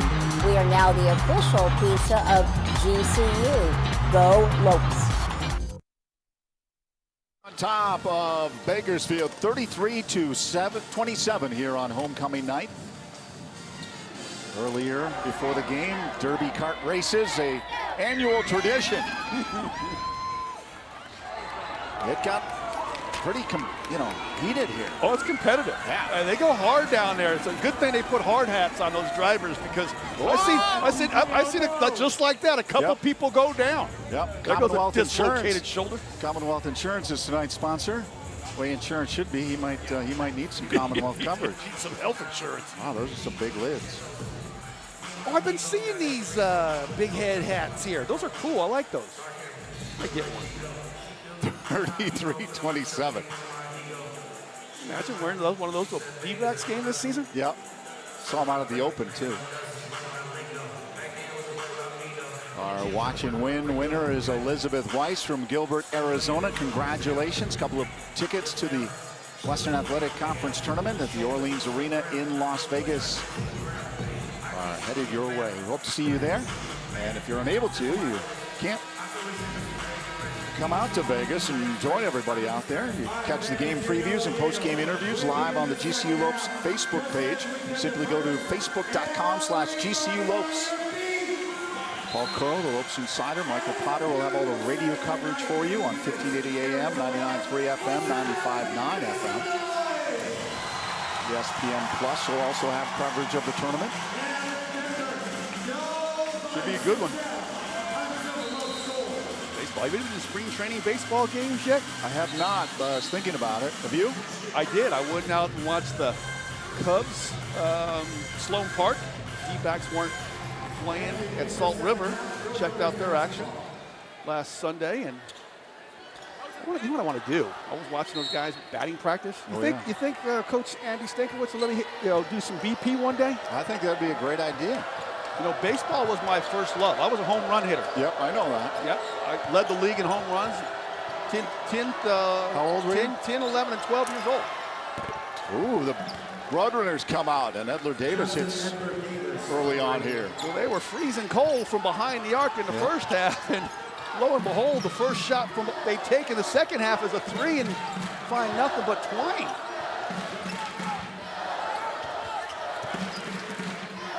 Jenkins brings out a 3. Both teams firing from behind the arc. The Lopes are pretty good at mixing up the inside and the outside game in that first half. Uh-oh, a little grease on that ball.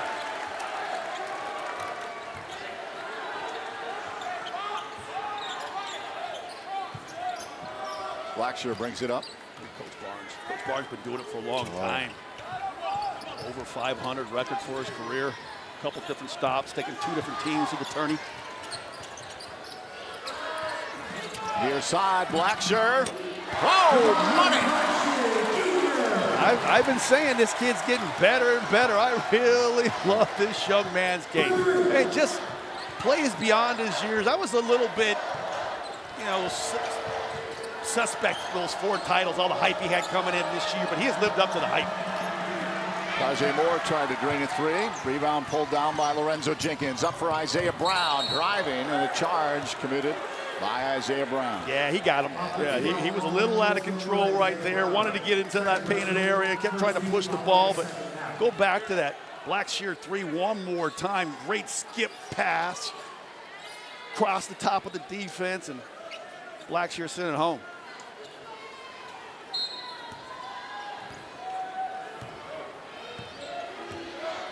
Lead is back up to 6. Buckingham. Underhand and in. Wow, that was a little awkward. Drove to the bucket. Well, that's what Coach Marley was saying. He wanted to stop the Roadrunners in the second half and limit those shots inside that painted area. They give up a 3, and then they come right back and get one inside. And those are painful buckets. Watch your team lead dissipate with those inside opportunities. Knocked out of bounds.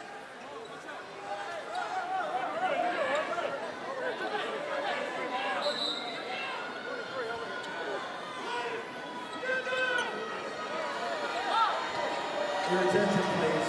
No flash photography. Trying to get the positioning right there. That's like one of the worst places to end down the ball right there. Very little amount of plays you can draw up for easy scores from there. You're either have it on right underneath the bucket or way out on the sideline. Can't do a whole lot with it when you get it right there. Stiff came in late for the Roadrunners. Laver turns to his left, turnaround, front of the rim, bounces out. Pulled down by the Roadrunner. Yeah, you got to give Stiff a lot of credit. He's given up some inches, but he's got those extra kilos, and he's really forcing Laver away from the basket. Moore up over the top. Stiff. Kick back out. Buckingham. Rebound. Roadrunners tried to gather it in, but the Lopes come up with it. Blackshear. Brown. Away from the ball. Looks. Yeah, underneath. Yeah. There was Lorenzo Jenkins Edler battling Davis. underneath. And Adler Davis just pushed him off his spot to the point where the first bump was okay, but then he got a second and a third in there, and the official said, okay, that's too many. Tajay Moore checks out. Cam Allen in. Baseline inbounds. Johnson. Up over the top. Jenkins leaves for Moore, or Brown. Carlos red hot in the opening half. Stops, pops. Ooh. Rings around. Yeah, it'll be interesting to see how much Carlos Johnson's got left in his tank. I mean, spent a lot of energies on the offensive end in that first half. See if he can get some of those outside jumpers to continue to fall. Cam Allen, his three unsuccessful. Lorenzo Jenkins, how many boards tonight is that for Lorenzo Jenkins? He got 6 boards on his senior night. Not doing a job scoring, but doing other things to help his team. Carlos Johnson doesn't go. His own rebound. Oh, it doesn't go as well. Carlos looking around for a call. Czar Perry brings it up. High up top.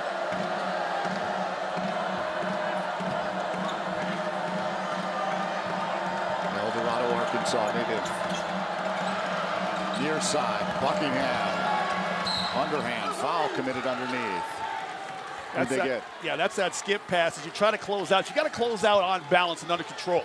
Because if the offensive player sees you running out to you like that, he's just going to attack the basket. While you're coming out at him, he's going to come at you, and then you get out of position. You have to reach, and you send him to the line. Isaiah Brown called.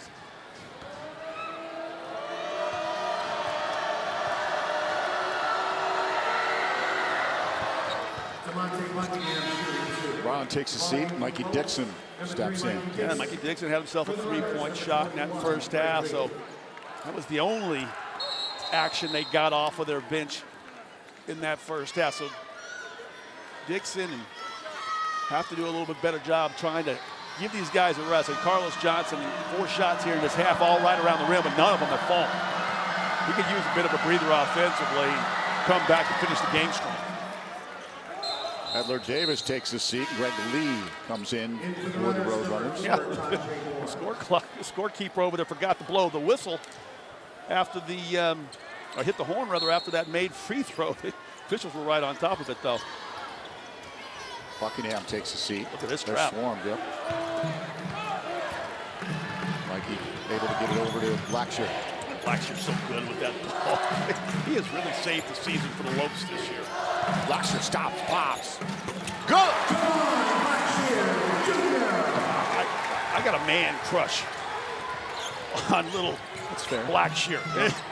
He is so good. 9 points, 3 boards, 3 assists, breaks the press, does it all for this team. Tajay Moore, nothing but net. Tajay Moore curling out of that right corner, gets himself right in front of the bucket for an easy shot. 10 for Moore. Blackshear leaves for Labor. Very quiet night for Alessandro. Fouled by Stiff.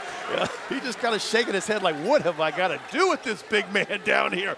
He's got to go quick. This is one more time by Blackshear, though. Just goes away from the screen, knocks down the jumper. Then when Labor gets that ball on the block, he can't just sit there and try to muscle up with Stiff. He's going to have to catch that ball, go to an inside reverse pivot or some sort of quick move, try to use his speed against the big man. We'll step aside with the Lopes up by 2.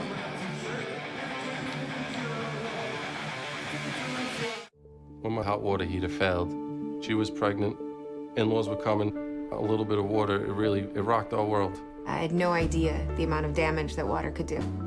We called USAA, and they greeted me as they always do. Sergeant Baker, how are you? They were on it. It was unbelievable. Having insurance is something everyone needs, but having USAA, that's a privilege. We're the Bakers, and we're USAA members for life. USAA. Get your insurance quote today. You use the latest technology to treat patients, but your care and compassion is timeless.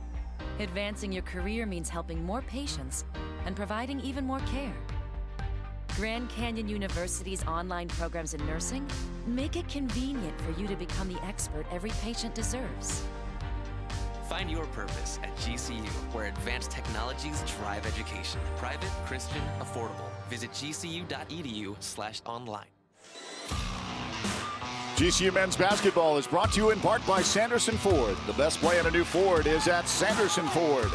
By BSN Sports, the largest provider of team sports equipment and apparel in the country. And by SRP, delivering water and power. Beautiful night on Lopes Way here on the campus of GCU.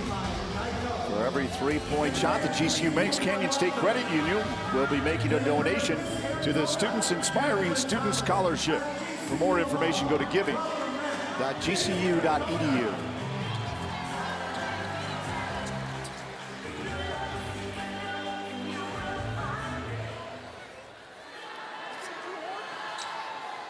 Alessandro Labor to shoot 2.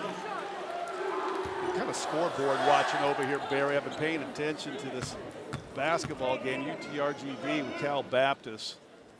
You know, with a Lopes win and an RGV loss, Lopes will finish third. Well, have the third seed in the tournament, rather. And right now, Baptist is up 3 on RGV with 15 minutes to play. Tight. UTRGV playing really well.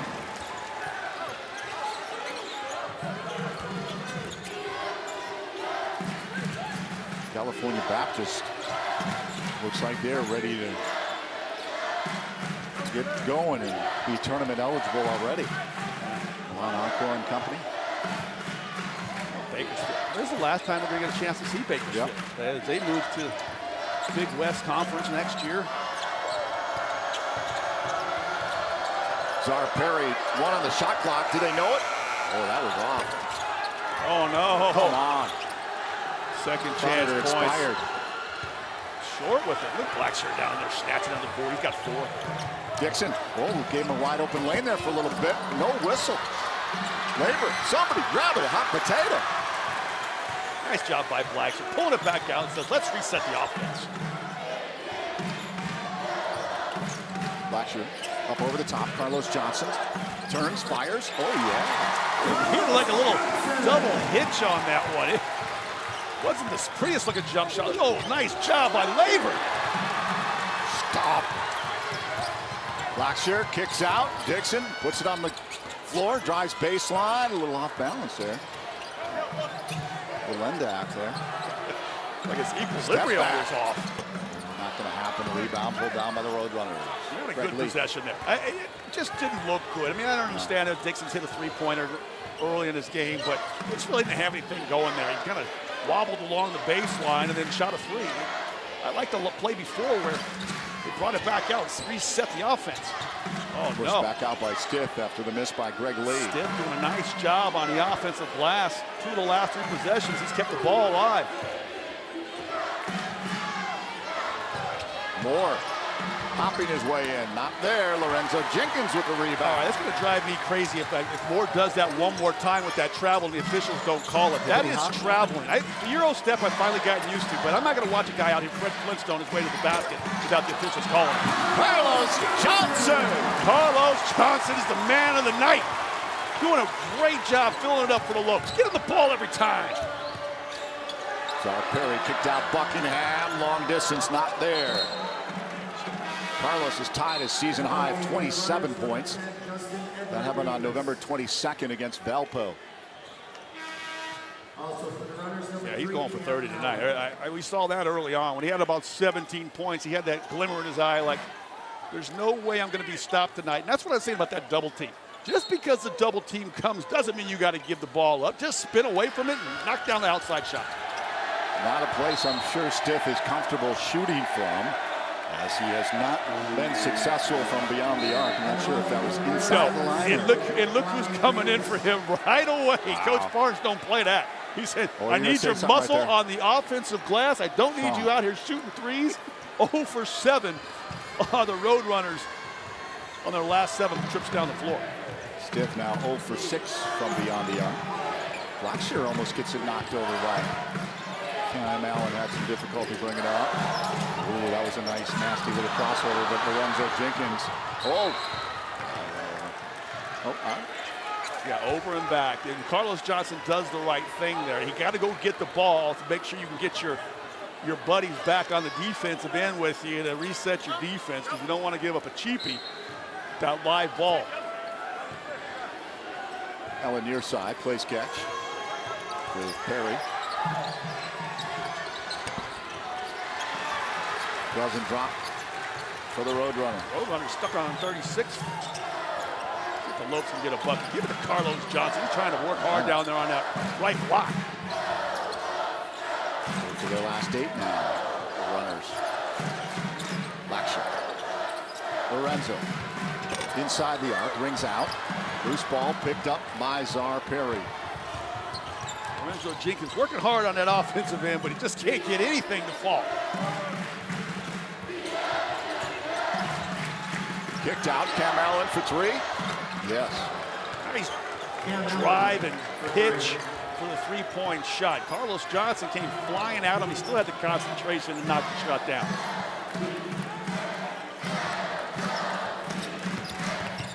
Laxer stopped, but it's Stone there underneath. Laxer does a good job getting down there, using that 2-foot jump stop, trying to get the defender in the air, but didn't see the big man coming over from the weak side. Got just enough of it to block that shot. Reedus with the block. Perry in the paint. Floater, good. Well, you get 8 stops in a row, but unfortunately, you don't go down the other end. You don't get really quality offensive possessions. You don't pull away. So now it's just a one-possession game, and we still got 11 minutes and 20 seconds to play. Isaiah Brown's been waiting at the table for a while. Dixon takes it, fires, and got some help. I'll tell you what, both these teams have got some friendly rolls on that north basket. From long distance, a couple threes for the Roadrunners in the first half, and now one for the Lopes here in the second. Perry in the corner, long distance, way off the mark by Edler Davis. Up for Mikey Dixon.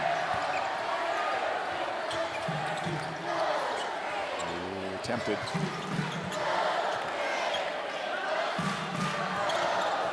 Carlos looking to move. How did he do that? Well, I'm not going to say get the ball to Carlos Johnson anymore tonight. I lied. I'm going to say get the ball to Carlos Johnson all night long because he is delivering. 29 points now for Carlos Johnson on 10 of 17 shooting. And remember, he missed 4 easy ones around the basket tonight. He could well have over 40 points. Could we be seeing shades of a season ago in the black tournament?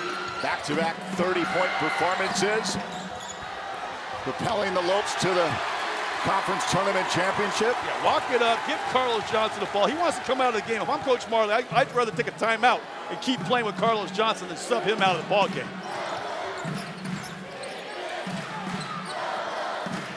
Laxer, hey, he wants 3. In and out, Labor's there. Look at what he found. Yeah, he had to battle 2 Roadrunners to come up with that ball. Poe's over there joining. We haven't seen Bryce. Labor. Step back. Off the mark. Alessandro just not feeling it here. Oh, hoop and a harm. Yeah. Lorenzo Jenkins on that glass all night long. We've been talking about his board work. Sometimes when you can't get a shot to fall, you got to go down the glass and get something underneath.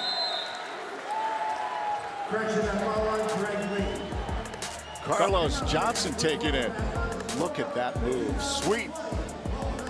Lopes up by 10.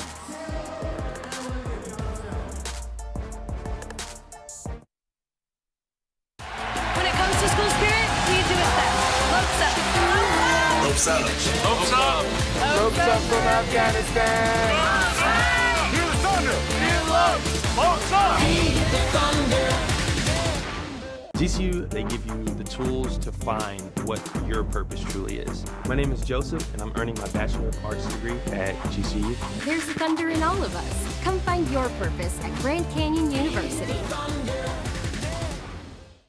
You use the latest technology to treat patients, but your care and compassion is timeless. Advancing your career means helping more patients and providing even more care. Grand Canyon University's online programs in nursing make it convenient for you to become the expert every patient deserves.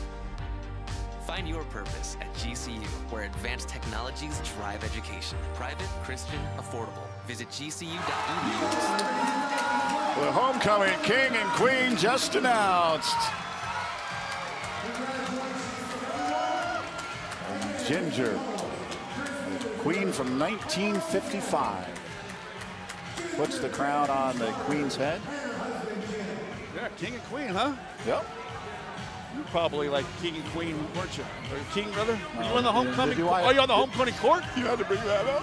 It's all political, Barry. Don't worry about it. It was a total scam. I was railroaded. How about you? I know Kate Longworth was. Oh, for sure. Kate had to be homecoming queen. No, we had a guy on our team, though, my high school team, Paul Boriga. Boriga? Yeah. That's a cool name. He was the homecoming king. Yeah. Very popular. Yeah, he was popular. Good looking. You seem a little bitter about it. It's all right. I got the college scholarship. Sure, yeah, that's true. Boriga's doing just fine. Oh, what a great weekend here. Brunch with Thunder with the alumni in town, and had an event at Canyon 49 at the GCU Hotel last night following the Hall of Fame induction ceremony.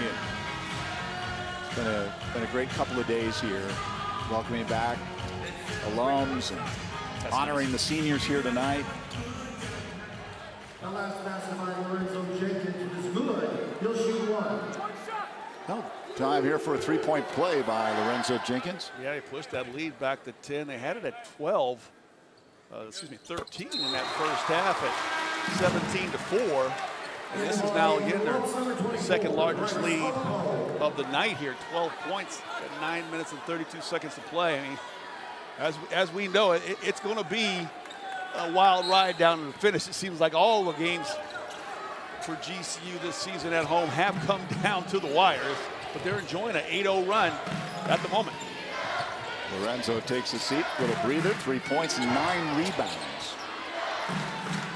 With ball movement, Tajay Moore in the paint. Big left hand. Whoa, he swooped to the basket. Shades of Connie Hawkins. Remember Connie Hawkins? Remember the old Phoenix Suns? Connie Hawkins got his jersey retired. Just swooped to the basket like that. Big chatted with Barrett Forrest, who played a couple of seasons with the Suns. Part of that 74-75 championship team here. Is he feeling it? Not going to be there, but Laver, did Laver get called for a foul? Yeah, Laver's saying that my arms were straight in the air, but his feet are moving. That's the problem with the attacking Moore. He's attacking down there, and his feet are moving, and to get just enough contact to get the whistle. What was that? That's that popcorn again. Oh, that's a tragic waste of popcorn falling from the upper deck here. Yeah, Thunder's up there throwing Thunder's popcorn. you know what? Somebody needs to talk to that Thunder. Shouldn't be doing that sort of thing. I'm not going to do it. Yeah. I'm afraid he'll dump popcorn all over me. I got a new suit tonight, too. Yeah, that's a sweet-looking suit. Thank you. Appreciate that. Been waiting all year to bust that one out. The weather had to get a little bit sure, warm. into the 80s, and then you're cracking. Yeah, that's from my Obama collection.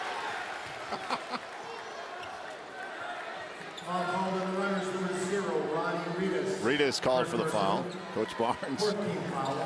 He's great. Man, what a player at Ole Miss. SEC Player of the Year. He goes back and coaches Ole Miss. He's the SEC Coach of the Year. Finds his way to Bakersfield. 9 seasons at the helm. Coach Barnes in 1988. I was just a sophomore in North Carolina watching him do his thing. Isaiah Brown inside the Laver. Careful, heavy traffic, step back, good, Alessandro Laver. Yeah, Laver's starting to heat up a little bit. It's amazing as a player struggles all game long and you get an opportunity to get to that foul line, get a couple free throws to go, and then next time down you seem to find a way to get a bucket. He's got 4 points, 5 boards, and we're going to need him down the stretch here. This game, I'm sure, is going to tighten up. That knee was earlier in the game. He was rubbing ice all over it. Loose ball underneath. Reedus high off the glass, and Laver pulls down another rebound. My goodness.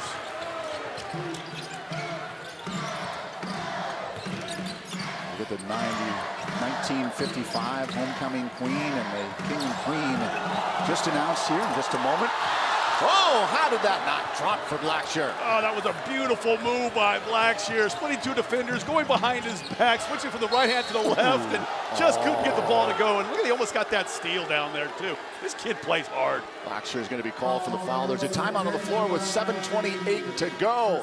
Quite the festivities here on the campus of GCU. Let's send it down to Kate Longworth. All right, thank you guys. Well, I am joined by a very special couple right now. 1955 GCC homecoming queen Ginger and her husband Jim. Thank you guys so much for being here. And Ginger, what was it like for you to step out on the court again tonight celebrating when you were crowned homecoming queen just a few years ago? It was a long time ago, but it was so much fun. And it's always been a highlight of my life. It was Grand Canyon College then. And I was actually called the basketball queen. And the basketball team bought me a gift, and I still have that. What was that gift? It was a charm bracelet with a basketball on it. So it's always been a treasured gift. And Grand Canyon changed my life, all right. It certainly did. You met your partner in crime tonight. Absolutely. You and Jim are celebrating 62 years of marriage. How did you guys meet? It was here at GCC originally. It was not love at first sight, all right, because it was during freshman initiation.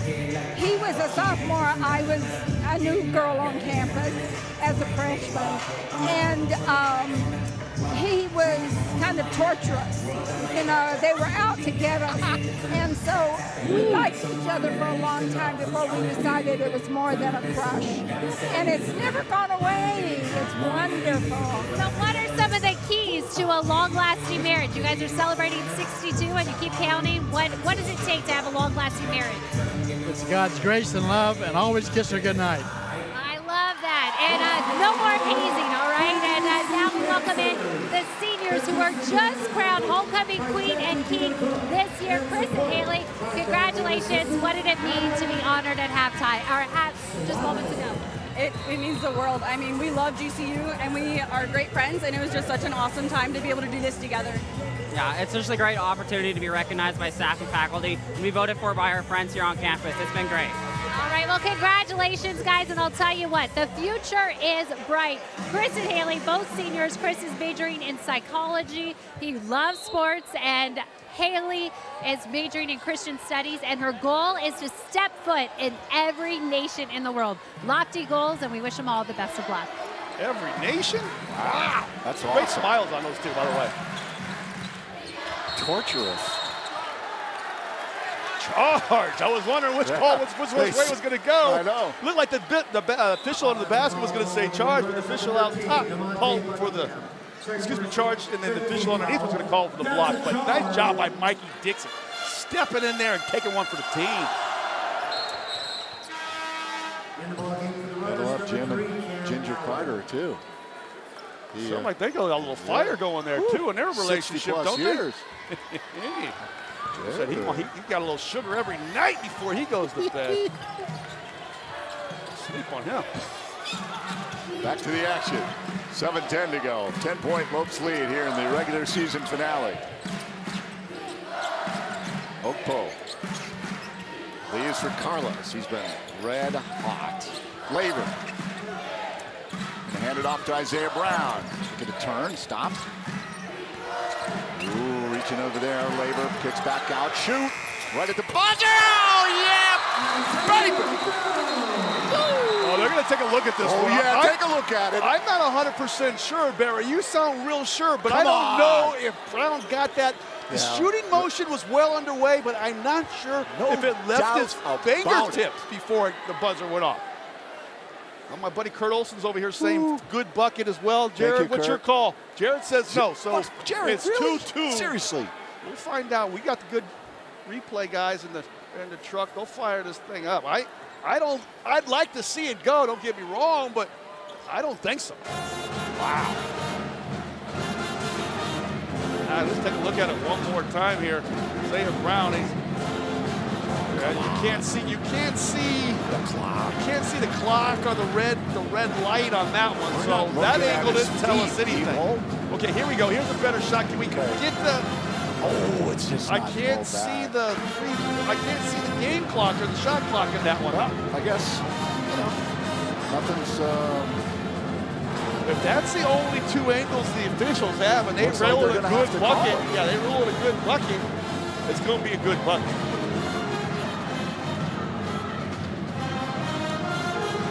Maybe the truck's got a third shot, and they're just not showing. They're not showing it. Just kind of the way Jared and I think that it's maybe still in his hand. I think it's a bucket. If you can't see it and you call it a bucket, you got to call it a bucket. They're bringing the coaches in now. They're bringing Marley and Forrest in here to talk to them. Okay, you can't replay the possession. So rock, paper, scissors. I don't know what either one of them like to call on.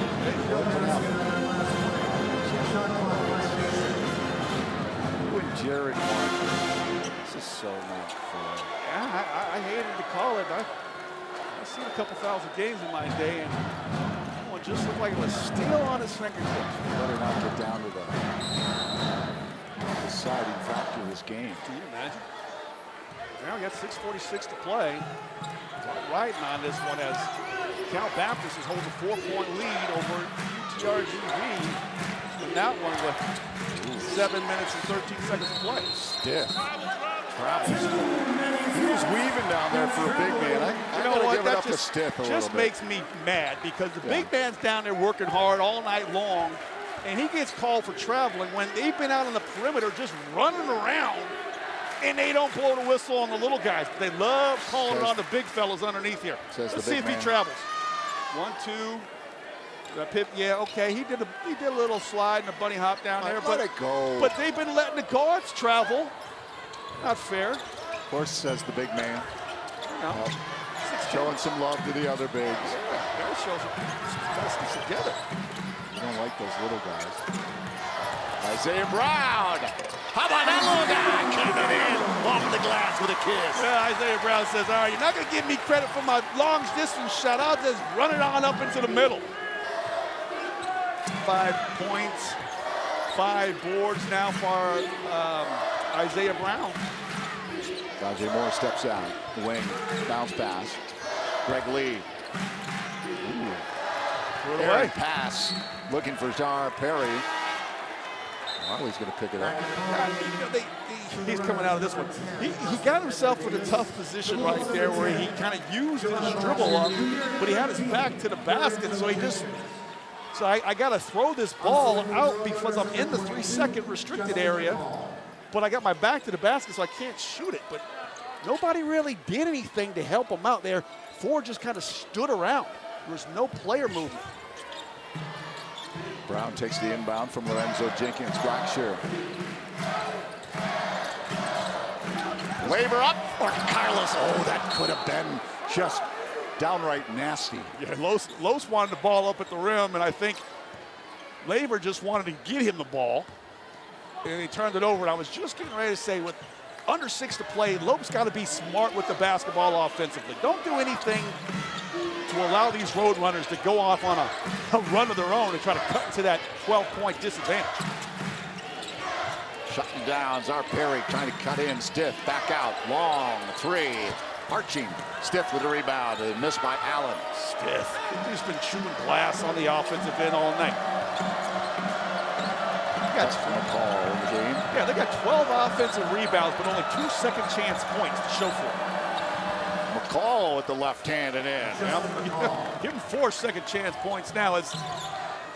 I jinx him every time I go to a statistic that Jared passes me. I was holding on to that one for about the last 10 minutes and finally went to it. And sure enough, Roadrunners get their 4th. Throwing Jared under the bus. Second-chance point. Yeah, last game of the season, I got to make sure I back it up over him one more time.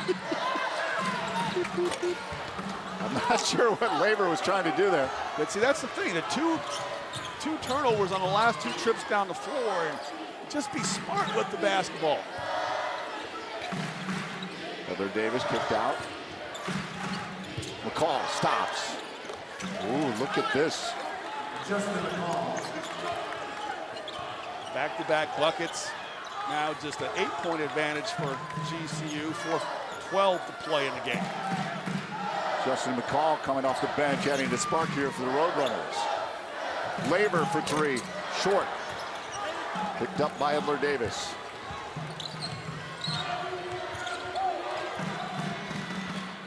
The Lopes had a 12-point lead at Bakersfield. Dwindled down to 6 with about 2:45 to go. The Roadrunners went on a 13-0 run to close it out and win it 69-62. And as you mentioned, the Lopes need to close out this game strong against Bakersfield. Yeah, 2 turnovers and a long-distance 3 that haven't gone. Carlos Johnson trying to get something going here. Off the mark on a 3. Allen. Edler Davis off the rim. Jenkins with the rebound. Yeah, give Jenkins 10+ boards tonight. Doing a good job on that glass. And this is where they're slowing it down a little bit. Use a little of that clock. Hold on to that precious lead. Labor back to Brown. Ooh, tripped up. Allen's going to be called. Yeah, 16 fouls. So the Lopes will just shoot free throws the rest of this game. The final 3 minutes. 2:59 to go in the final regular season matchup. Lopes up 56-48.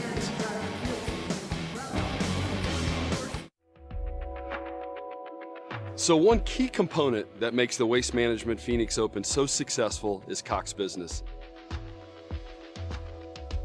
Over 700,000 people are going to come enjoy TPC Scottsdale, from digital TV to digital phones to security, and most importantly, that free Wi-Fi all over this property. We simply couldn't do it without a partner like Cox Business. We're grateful, we're thankful, it's a hole-in-one. Do you like to create, collaborate, and solve problems? At Grand Canyon University, you can earn your advanced degree in computer programming, computer science, or information technology. Explore the world of data science or business analytics and change the way businesses operate. Embrace a career in one of these high-demand technology programs. Enroll today. Find your purpose at gcu.edu. 56-48 is the score. The Lopes on top of the Roadrunners here at GCU Arena. This will close out the regular season as you look at the men's indoor track champions being honored at center court. Next week, we'll be at the Orleans Arena in Las Vegas to follow the Lopes. You can get your tickets as well at 602-639-8979 or log on to gculopes.com/events. We hope to see you out there. If you're unable to make it out to Vegas, you can catch game previews and post-game interviews live on the GCU Lopes Facebook page. Simply go to facebook.com/GCU Lopes. Lorenzo Jenkins tying a rebounding career high that set back November 19th, 2018 for Colorado State against Louisiana. So he's closing out his college basketball career here at GCU on a positive note. Yeah, good to see. He has been working hard offensively, just haven't been, that effective. But he has done the other things. Keeping on that glass, got one offensive rebound and a putback, and really, like you say, that's what you want. You don't care what it looks like. Just want to get a win and contribute on your last game on senior night. Inbound. Johnson to Jenkins, now to Blackshirt. Yeah, a lot of time to shoot. Brown, 3. Ooh, short putback. Johnson. Oh, he tried to will his way, but he draws the foul. Yeah, so he had the putback that didn't go, then he went right back up before everybody else. A second time, they get the tip there, they go right back up again and snatch it again. Now go up with a little more power the second time and get the foul call with those big, broad shoulders. Oh, Johnson, what a game this man has had tonight.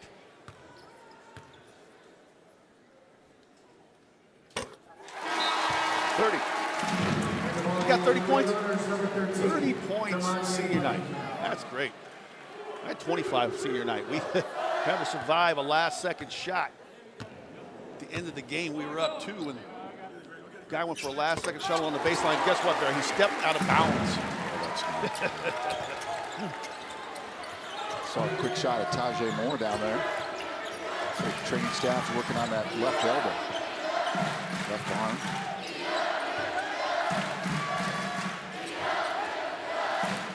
Buckingham. Just might want to work a little faster. I mean, they're down 10, 2.5 to play. Inside, floater drops by Greg Lee. Well, I guess if you can get a shot 6 feet in front of your bucket, it will take a couple extra seconds off that game clock and cut the lead to 8. Barnes calls the timeout. This is the final regular season matchup. Carlos Johnson hitting 30. We've seen some great highlights throughout the course of this season. Great crew here. I want to thank everybody, all the hardworking men and women who've put all these broadcasts together throughout the season for us. I want to echo that because they make me look good when I'm awfully bad at times. And then Carlos Johnson, he's been making Coach Marley look good all night long, the way he has been filling up the basket. 31 points, like you mentioned, on 10 of 18 shooting. He's got 4 threes. He's 7 of 8 from the free throw line. He's grabbing boards and done it inside, outside, done everything but make the popcorn and take the tickets tonight.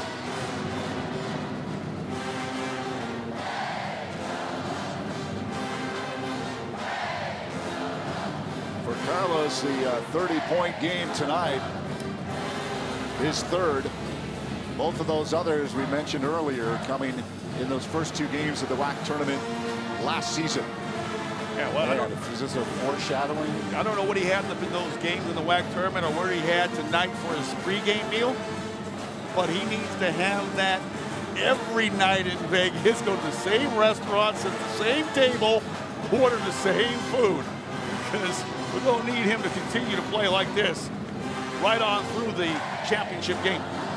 31 against Seattle in the opener, 35 points, a career high against Utah Valley last March in Vegas. Well, it'll be good because if they win this one and Cal Baptist can hold on and they're tied right now 62-62, they would face Utah Valley in the first round. And look at Blackshear. This is my man crush right here. He's done a little bit of everything, knocking down the outside shots, the three-point shots, the mid-range game, and then not afraid to go all the way to the basket either. Does a bit of everything, gets on the glass, dishes the basketball, breaks the trap. One of 2 freshmen in the entire country averaging 10 points, 5 boards, and 3 assists. Full press by the Roadrunners to get it inbound. Blackshear with his speed around the side. Up to Carlos. Step back, beyond the arc. Looking inside, Lorenzo Jenkins finds his way into the paint.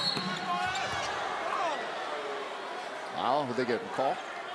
Yeah, I think they got Jenkins was down there. He got the ball in good position. And I was a little concerned that maybe he was operating a little too soon. Still 21 seconds on that shot clock when he went into his motion. But when you get the ball down there and you've got a mismatch, you just got to take advantage of it regardless of the time and score. Jenkins going with that hard right shoulder turn to his left-hand jump hook, just gets that contact. McCall checks out. His older sister is Dewana Bonner, formerly of the Mercury. First round 5th overall selection in 2009. Traded from the Mercury to Connecticut Sun. For three first round. Yeah, 3 first round. A good player. You get traded, you get 3 first rounders. I think when they traded me from Philly to Milwaukee, they got a 6-pack of beer and some stale popcorn. Old Milwaukee? I don't even know if it was that good.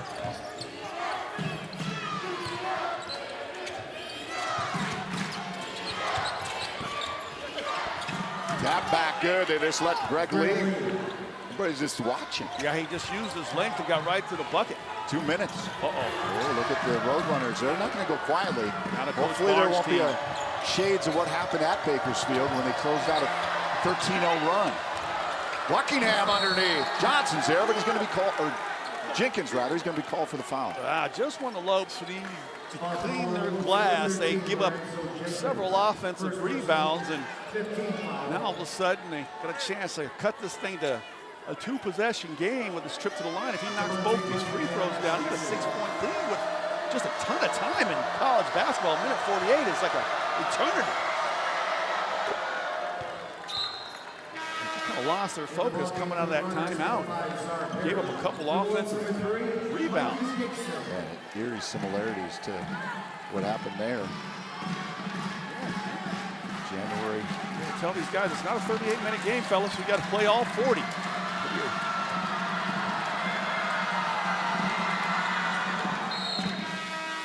Hey, get that substitute. They're going to get back into their full court press and try to force a turnover. Here we go again. Got to get the ball to Blackshear one more time, and let's let him operate against that press. Ooh, careful. Almost took the official out.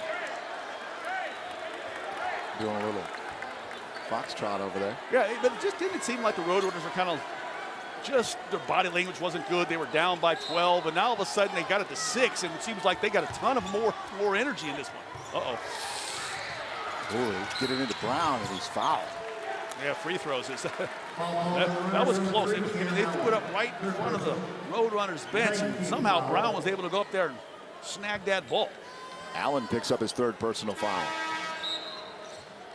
I don't think Coach Brown wanted them, or Coach Barnes rather wanted them to foul that far in the backcourt. He wanted to see what would happen until they got the ball over the time stripe. See, maybe get an errant pass or a deflection from behind and poke that ball away, but when you're down 6, you foul some 80 feet away from your bucket. That's tough. Brown at the line. Doesn't drop. Buckingham. Sea of bodies underneath. Greg Lee almost tripped at it. Reached in, foul. Yeah, to get Brown or Blackshear. They've got a non-shooting foul underneath, thank goodness, and the Lopes are not in the penalty situation, so it'll be side out of bounds. But again, not able to get that that defensive rebound, giving up those offensive boards, so the Roadrunners are keeping them around here. 15 offensive rebounders. We talked about that being a key tonight. You got to hook them, hook those offensive boards, or the defensive boards rather. Allen is taking a little bit of time here. Allen going to cross over. Blackshear's on him like glue, but somehow he muscles his way in. 4-point lead. Yikes. Johnson needs to step up. Pops off the glass and in with a big bucket. Oh, did he ever step up big? 33 points now for Johnson. Charge. Johnson and Brown stepping in one more time and taking the charge. Those are 2 big plays right there by the Lopes. The press break, get it down to Johnson. He's not looking to burn any clock. He goes in there and knocks a little bank shot in, and then Brown comes back in, steps in, plants on his feet, takes the charge. Got 64 seconds left to victory.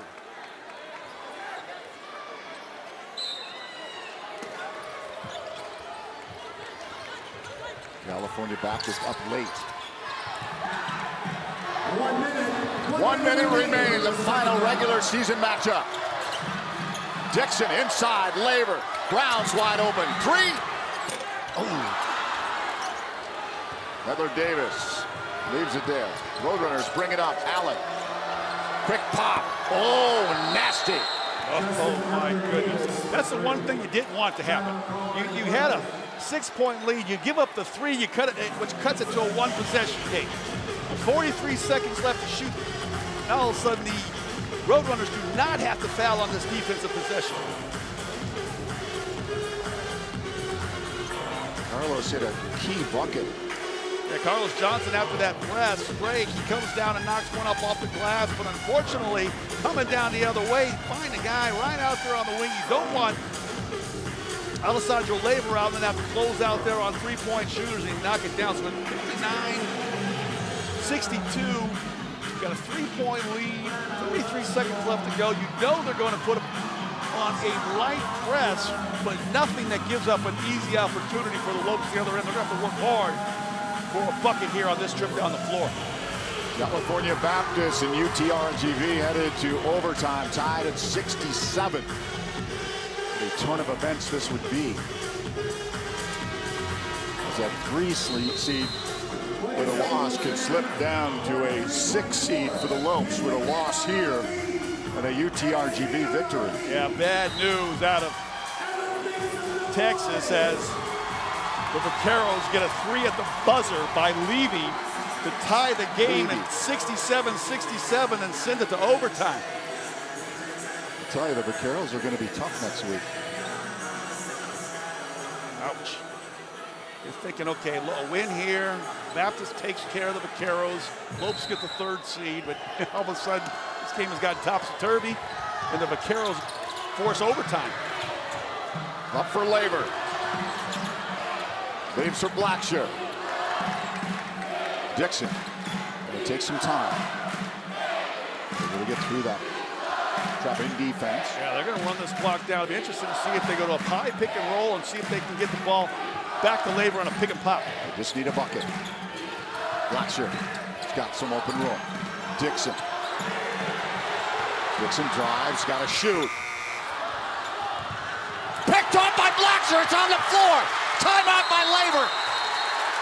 How about Javon Blackshear? Instead of running back in transition defense, he creeps back forward and caused the turnover that Laver jumped on like a cat.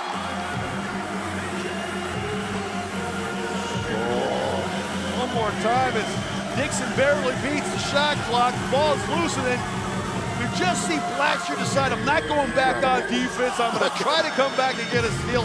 Pokes the ball away, and Laver, instead of reaching for the ball, just dives down on the floor for the basketball. Has the presence of mind to call for the timeout. Oh, he was adamant about that timeout. He dove down. Man, between Blackshear, just tenacious. Yeah, Carlos Johnson very appreciative of his big man going down there and getting that ball because he wants this victory badly. As do the Havocs. As does Mr. Carter. Big Jim right there. Big head Carlos Johnson right there as well. How about these Havocs, though? We got senior Havocs that have been here the last 4 years. You kind of watch them as freshmen. They're way up here, the top of 103, and as they mature, they get closer to the court. Yeah, I've been kind of watching them. They pay your dues, man. You got to pay your dues. You got to cheer like crazy up here so you get noticed. And the next year, they give you a couple rows closer to the court. So all those guys that are going on to life after the Havocs, they're a lot of fun to watch. They give me energy. 52. I'll be 52 in a couple weeks. Actually, I should say happy birthday to my daughter because it's her 17th birthday. Right? Tonight, yeah, my baby daughter, Ava Grace, turned 17 today. I asked her what she wanted for her birthday. She just looked at me like, duh, cash. They're at that wonderful age. Oh no, the turnover? Yes. I thought that Brown signaled for the timeout prior to the 5-second call, but they're saying no, that he did not, and they 8.7 seconds on the game clock. They're going to give the ball back to the Roadrunners. Let's take a look. 1001, 1002, 1003, 1004, 1005. Yeah, that's a turnover. Those are the types of mental mistakes you just cannot make. Yikes. All right, so 3-point game, 8.7 seconds to go. I know a lot of coaches will want to foul if it's under 6 seconds to play on the game clock, but with 8.7 seconds to go, that's a lot of time. I don't think Coach Marley's going to want to do an intentional foul because that just creates more opportunities for the Roadrunners. You ought to try to get this game down to a 1 possession for the Roadrunners, so I think we're going to play it out. Just don't give up a 3. Maybe if you can play good enough defense to get it under 6 seconds, then possibly commit the foul, but don't want to do it prior to 6 seconds on the game clock. Here we go. Allen moves left. Wide open look. Edler Davis, rebound, put back. Good. That doesn't hurt you. Nope. Lead is 1. Get it in. Foul committed. That's it. Game over. 62-61. Is it? Is it? I don't know if they're going to put a couple tenths of the second back on the clock or not. Holding everybody. Hold. It looked like the game clock had expired, but the officials are getting together at center court to talk about it. I wasn't sure if Lorenzo Jenkins was going to beat the 5-second call to get that ball in bounds, as there was a lot of pressure along that baseline, but he kept his cool and delivered a strike over to the left side of the floor to Blackshear.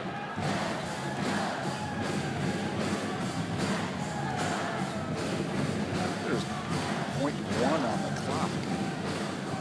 Well, the good news is there's 0.3 before he inbounds the ball. Right. So the ball comes over here and the foul occurs. At most, there's 0.1 seconds left to go. So looks like it expired. Yeah, what you do, even if there's 1/10 or 2/10 of a second left on the clock, you go down the other end, you make the first free throw, you miss the second free throw, they have no timeouts left, and there's no way for them to catch the ball and throw it to the other end. All they could do is tip it, and there's no way they're tipping it some 85 to 90 feet to the other end of the floor. But if you make both free throws, now they can inbound the ball, throw towards the three-point line, and try to tip it in from there. But even then, what are the odds of that happening? So either up 1, 2, or 3 with less than 0.3 of a second to go on the clock, put this one in the win column.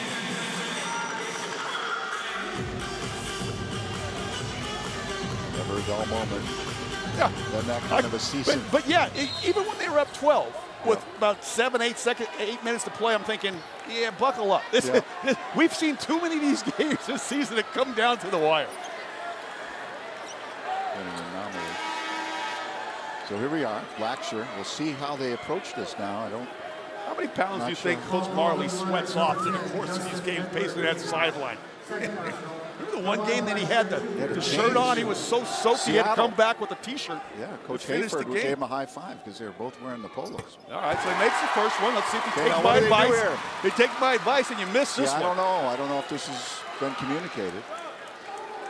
Well, they're backing off now. Generally, I would say you'd always want to go up 3, but with 0.3 of a second left to go, you don't need to go up 3. You just miss this one. Just make sure you hit the rim. Oh boy!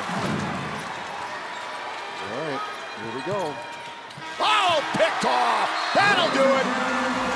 Lumps win. The Lumps win. 64-61. Closing out the regular season, snapping a 4-game losing slide.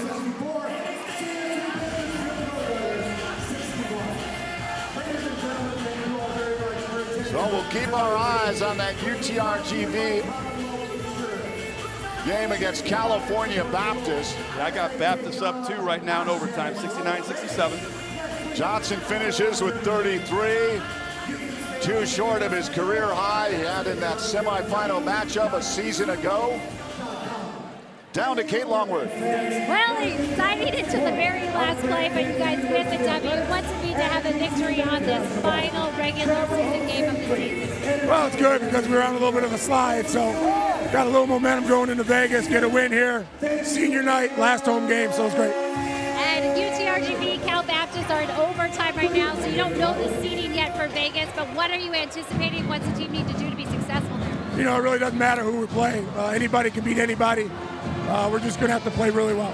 And I know it's hard to talk to when you don't mention the 6th man and how the crowd gets involved. As your seniors get the send-off and you give the crowd the victory, what's going through your mind on this final game right now this season? You know, disappointing year for us, but our crowd has been there from day one, never faltered. So really appreciate it to our student section and the energy they bring every night. And then your seniors go out there, and Carlos really doing his thing, 33 points, a career high. What has he done for this program? Yeah, hopefully that's the beginning. You know, he had a great tournament last year in Vegas. He's going to need to play like that again, hopefully. Got to get Ollie going. I thought Doobie was really good on the boards. So as seniors, they're going to have to play well. All right, thank you so much, Coach Marley. We wish you the best of luck in Vegas. And we're going to take a quick break right now. The seniors celebrating. But when we come back, we will have Carlos, who is making his way to the court right now after the Lopes get the victory, 64-61. We'll be right back with more.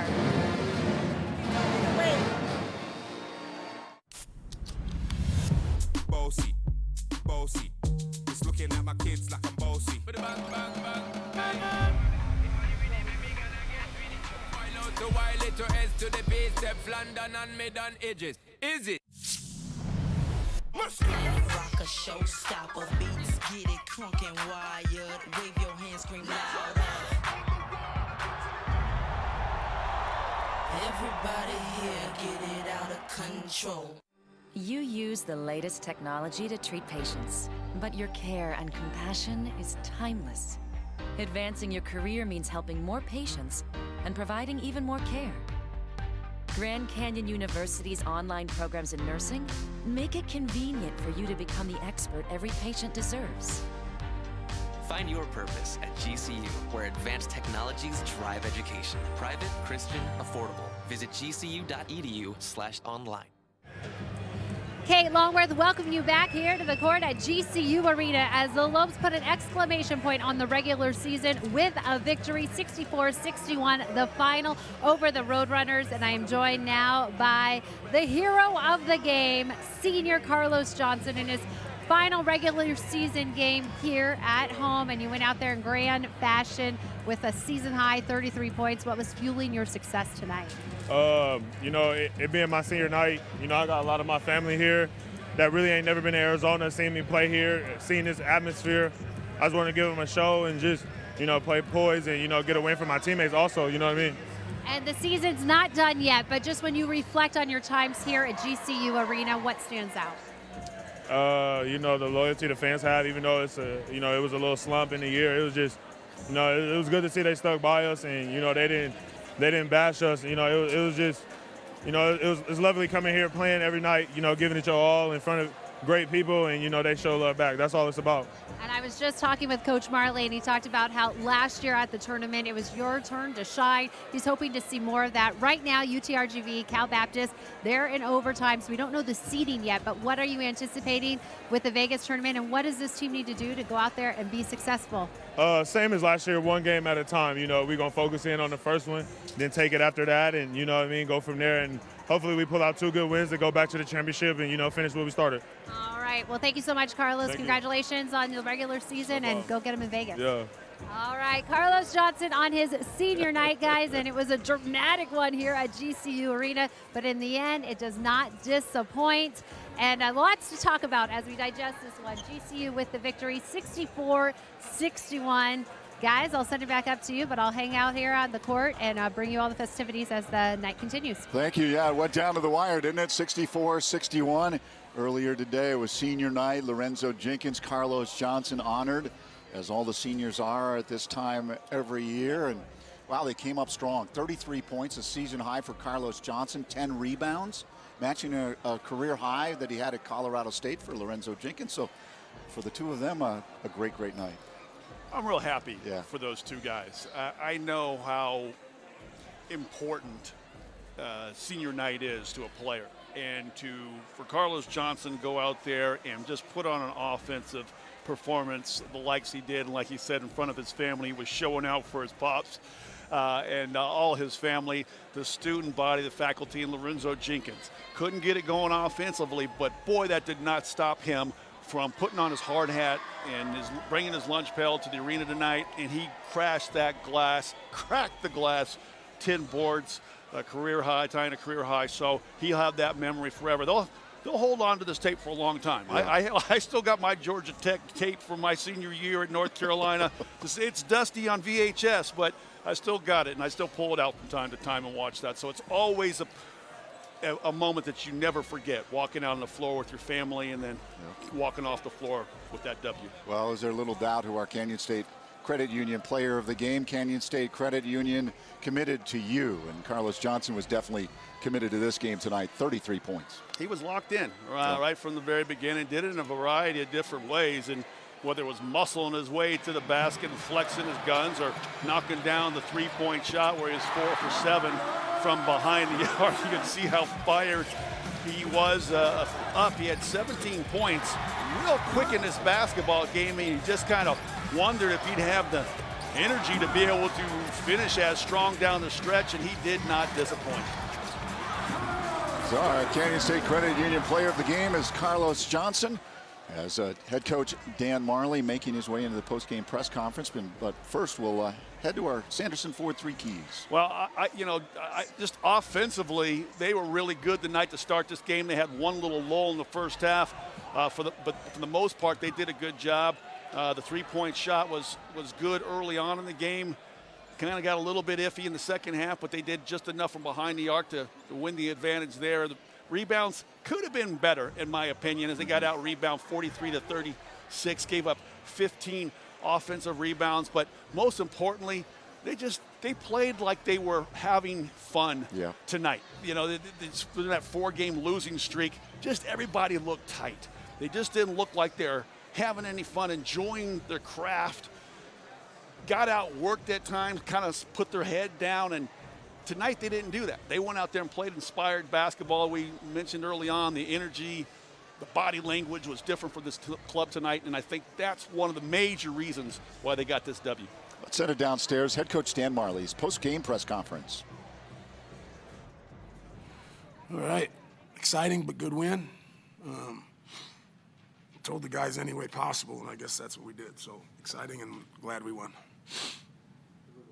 Carlos, was extra aggressive for senior night, maybe the way he came out motivated? No, I think he's always that aggressive. The thing was he when he makes that outside shot, he's hard to guard, and he did a good job of that. And he was more under control, wasn't as quick as he usually was. So, yeah, we needed it. It was a big night for him. Happy for him. I thought Doobie, had 10 rebounds. So our two seniors really came through on senior night.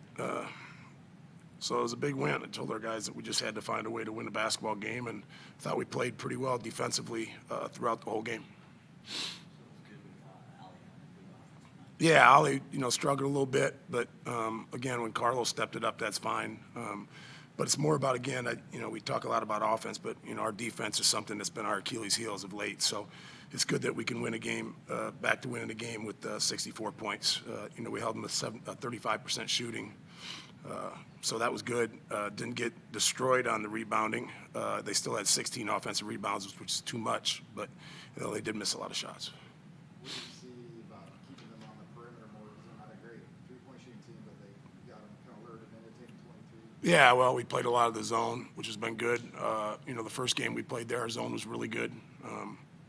We were ahead of most of the game, so I thought that was the zone was really good for us. Flew around, located their shooters. But it's hard to rebound when you're in a zone, and that gave up that 16 offensive rebounds. But for the most part, it was really good. We kept them out of the free throw line, which has been huge, something we haven't been able to do lately. They only shot 10 free throws, so that's big. How important is it for the team to get a win going into? Well, losing sucks, man. It puts everybody in a bad mood. So it's big. I mean, you feel a little bit better about yourself. A little pep in your step, and now we've just finished our second season. We've talked about non-conference, conference, and now the tournament. So it's just a brand new season. We got 3 games. Got to find a way to play well. Well, I mean, yeah, I think our zone has been good, but we can't rely on that. We got to, our man-to-man's got to be a little bit better. So they just got to do their job and be active and keep guys out of the paint. I still thought, they have 34 paint points, which is too much. We have a hard time keeping people in front of us, so we have to work on that. Did you want them to attack them more in the second half? Because they're a team that normally fouls a lot, and they didn't really do much of that in the first half. Or did you think they were just kind of being loosely called? Yeah, it was fine. I like it when it's a physical game. I don't like a lot of foul calls. So I thought our offense was fine. Missed a lot of shots that we usually make. Ollie had a bad day, but Carlos carried us. I thought Javon was really good. So I thought our offense was fine. I thought it was fine. Like I said, I'd much rather win games where we hold teams like this. It means that our defense is a little bit better, and that's how you're going to win games, especially in the tournament and on the road, is your defense. Yeah, I mean, it's going to be that type of year. I never thought that we're going to blow anybody out. All our games are going to be tight, and we made some careless turnovers, much like we did there early in the year. Took a few bad shots, but, it's a sign that, you fight and you find a way to win a game. Even, at the end, we didn't do it perfect, but we got to stop. Has it always been like that here this year, but that was more emblematic of how home games are here? Yeah, it was better. Yeah, it was better. It was better. I thought we came out, and again, it was, the fans have been great, a lot of energy. So I was happy, we were able to produce a win on our last home game here. Tournament-wise, I guess it's still up in the air because they're in overtime. Would you like to get another shot at Utah Valley? I'm not, I don't care. Anybody can beat anybody. Obviously, we've struggled against Utah Valley, but we can beat them and we can lose to them. We can beat anybody in the league. So it's not really about who we're matching up against. It's about us going out and executing. And if we execute and play well, we have a chance to beat anybody. Maybe right back in the same season that you've been in a lot of years. If you end up through here. Maybe. Who knows? We'll have to. Time will tell. We'll see in a couple minutes. Good. Thanks, guys. Yeah. Post-game press conference from head coach Dan Marley, and just in UTRGV, man. Oh. Get the Levy bucket to go into overtime, and then they win 79-76 over California Baptist. That means the Lopes are a 4 seed in the tournament coming up, and they'll be facing Kansas City. Yeah. Kansas City. So that'll be the game on Thursday. Go to GCULopes.com for all of the coverage as well. But that'll wrap things up here from GCU Arena. It's been a great season. We'll bring in Kate Longworth with some final thoughts as well. This one's been you had to buckle up this season. It was kind of an uncharacteristic season. Right. It was certainly something they had to gut out there, and this big win put an end to some bleeding there with a 4-game losing streak. Yeah, guys, and one of my highlights of the season is going back to the opposite end when they had that win streak going. It was after they came off the road against Chicago State and Kansas City. They went up against Seattle U, and you guys kind of referenced it towards the end of this game. But interviewing Dan Marley at the break, at the halftime there, and I remember I was talking to him, and I was trying to focus on what he was telling me the plan would be for the second half to get the victory. And all I could see is he had sweated through his shirt, and I was like, wonder what's going to happen this second half. He obviously gives a lot of passion to each game, and I loved when he came out in the second half in the GCU polo and all smiles as he talked to Jim Hayford, and he was laughing with him saying, finally, you got the memo, because Seattle head coach was in his polo as well. And also another bright spot I really think is the future is bright for this squad. I really love watching Javon Blackshear Jr., the maturation, really never skipping a beat. I interviewed him before that very first game, and he seemed like a freshman in that interview, not quite ready and obviously not used to the media. But, man, when he came out here on the court, he held his own, starting every game this year, averaging just over 10 points a game. And I really just felt like his poise out there. We were talking in November about him being a leader of this team. Luckily, some other Lopes upperclassmen stepped up. But I think the future is bright if the ball is in his hands. Yeah, there's no doubt about it. It has been a lot of fun. Thank you, Kate. It's been a great season as well. Another one in the books, and we'll be back again next season to bring you GCU basketball. But, man, the future is bright with Javon Blackshear. You had shades of, Dwayne Russell. You don't want to put too much pressure, but, man, Dwayne was just a human highlight, especially in that Louisville game a few years ago. You sense that he's got that same DNA that Dwayne Russell has. Yeah, he's got what it takes. Kate kind of stole my thunder a little bit because that's my man crush she's talking about there. A little jealous. I love Blackshear. JB can absolutely flat out get it done. I told you I was hesitant when they were putting all this hype on this kid coming off these 4 state tournaments, talking about all the things that he was going to do. I was a little nervous giving the keys to the bus to a young freshman like that, but he has shown a ability to play at his best at the biggest moments. I mean, this team really needed something tonight. And as much as Carlos Johnson was scoring the basketball tonight, it was Blackshear that was handling and directing that offense and making sure that everybody was getting the memo that they were going to get the ball to Johnson. So sometimes just knowing how a game needs to be controlled is huge. And you got an extension of that coaching staff on the floor and JB, and it's really fun to watch. Another guy we didn't see too much tonight, Bryce Okpo, a guy that originally was supposed to be perhaps redshirted throughout the course of the season. You wonder how he's going to develop. His strength is going to improve. He was tenacious getting rebounds. He also wasn't hesitant on the floor. So you wonder how this summer is going to go, what he's going to look like next fall, but he's going to be a force as well. Yeah, I want to see him put on 15 pounds of muscle and keep his explosiveness. That's his summer program. Finally, it's KC here on Thursday. The women are a 3rd seed as well. They'll begin on Wednesday. We hope to see you at the Orleans. We didn't know the seeding until the last moment. Of course, everyone is well aware of the 16-0 Aggies on top. They are going to be a force to be reckoned with. But the rest of the field, man, it's a pick-em. I mean, UTRGV looks red hot as they came up with a victory tonight. But it was a logjam. It really is. I mean, you got some teams that are playing well, but Coach Marley kind of knows all about what a tournament's all about. Right. You can't look forward. You just have to take the game that's in front of you, and so that's what they'll do. They get ready for Kansas City, put in that scouting report, that game program, and get his team ready to play that one. They'll worry about the rest of the games as how they fall. Well, it's our 6th year together. Thank you, buddy. I appreciate it. Thanks It's always a year. joy to be with you and Kate and all of our crew. We can't thank this professional crew each and every game. Gregson, Marty Tarr, everybody in that truck out back. You do a fabulous job covering GCU basketball. Well, that'll do it from GCU Arena tonight as the Lopes are victorious, 64-61 over the Roadrunners. Please remember to join Michael Potter, Paul Goro, 1580 AM, 99.3 FM, 95.9 FM, starting Thursday from the WAC tournament in Vegas. For Kate Longworth, Scott Williams, and our entire crew, I'm Barry Bejel. Thanking you once again for watching all season long, and have a great, great Saturday night.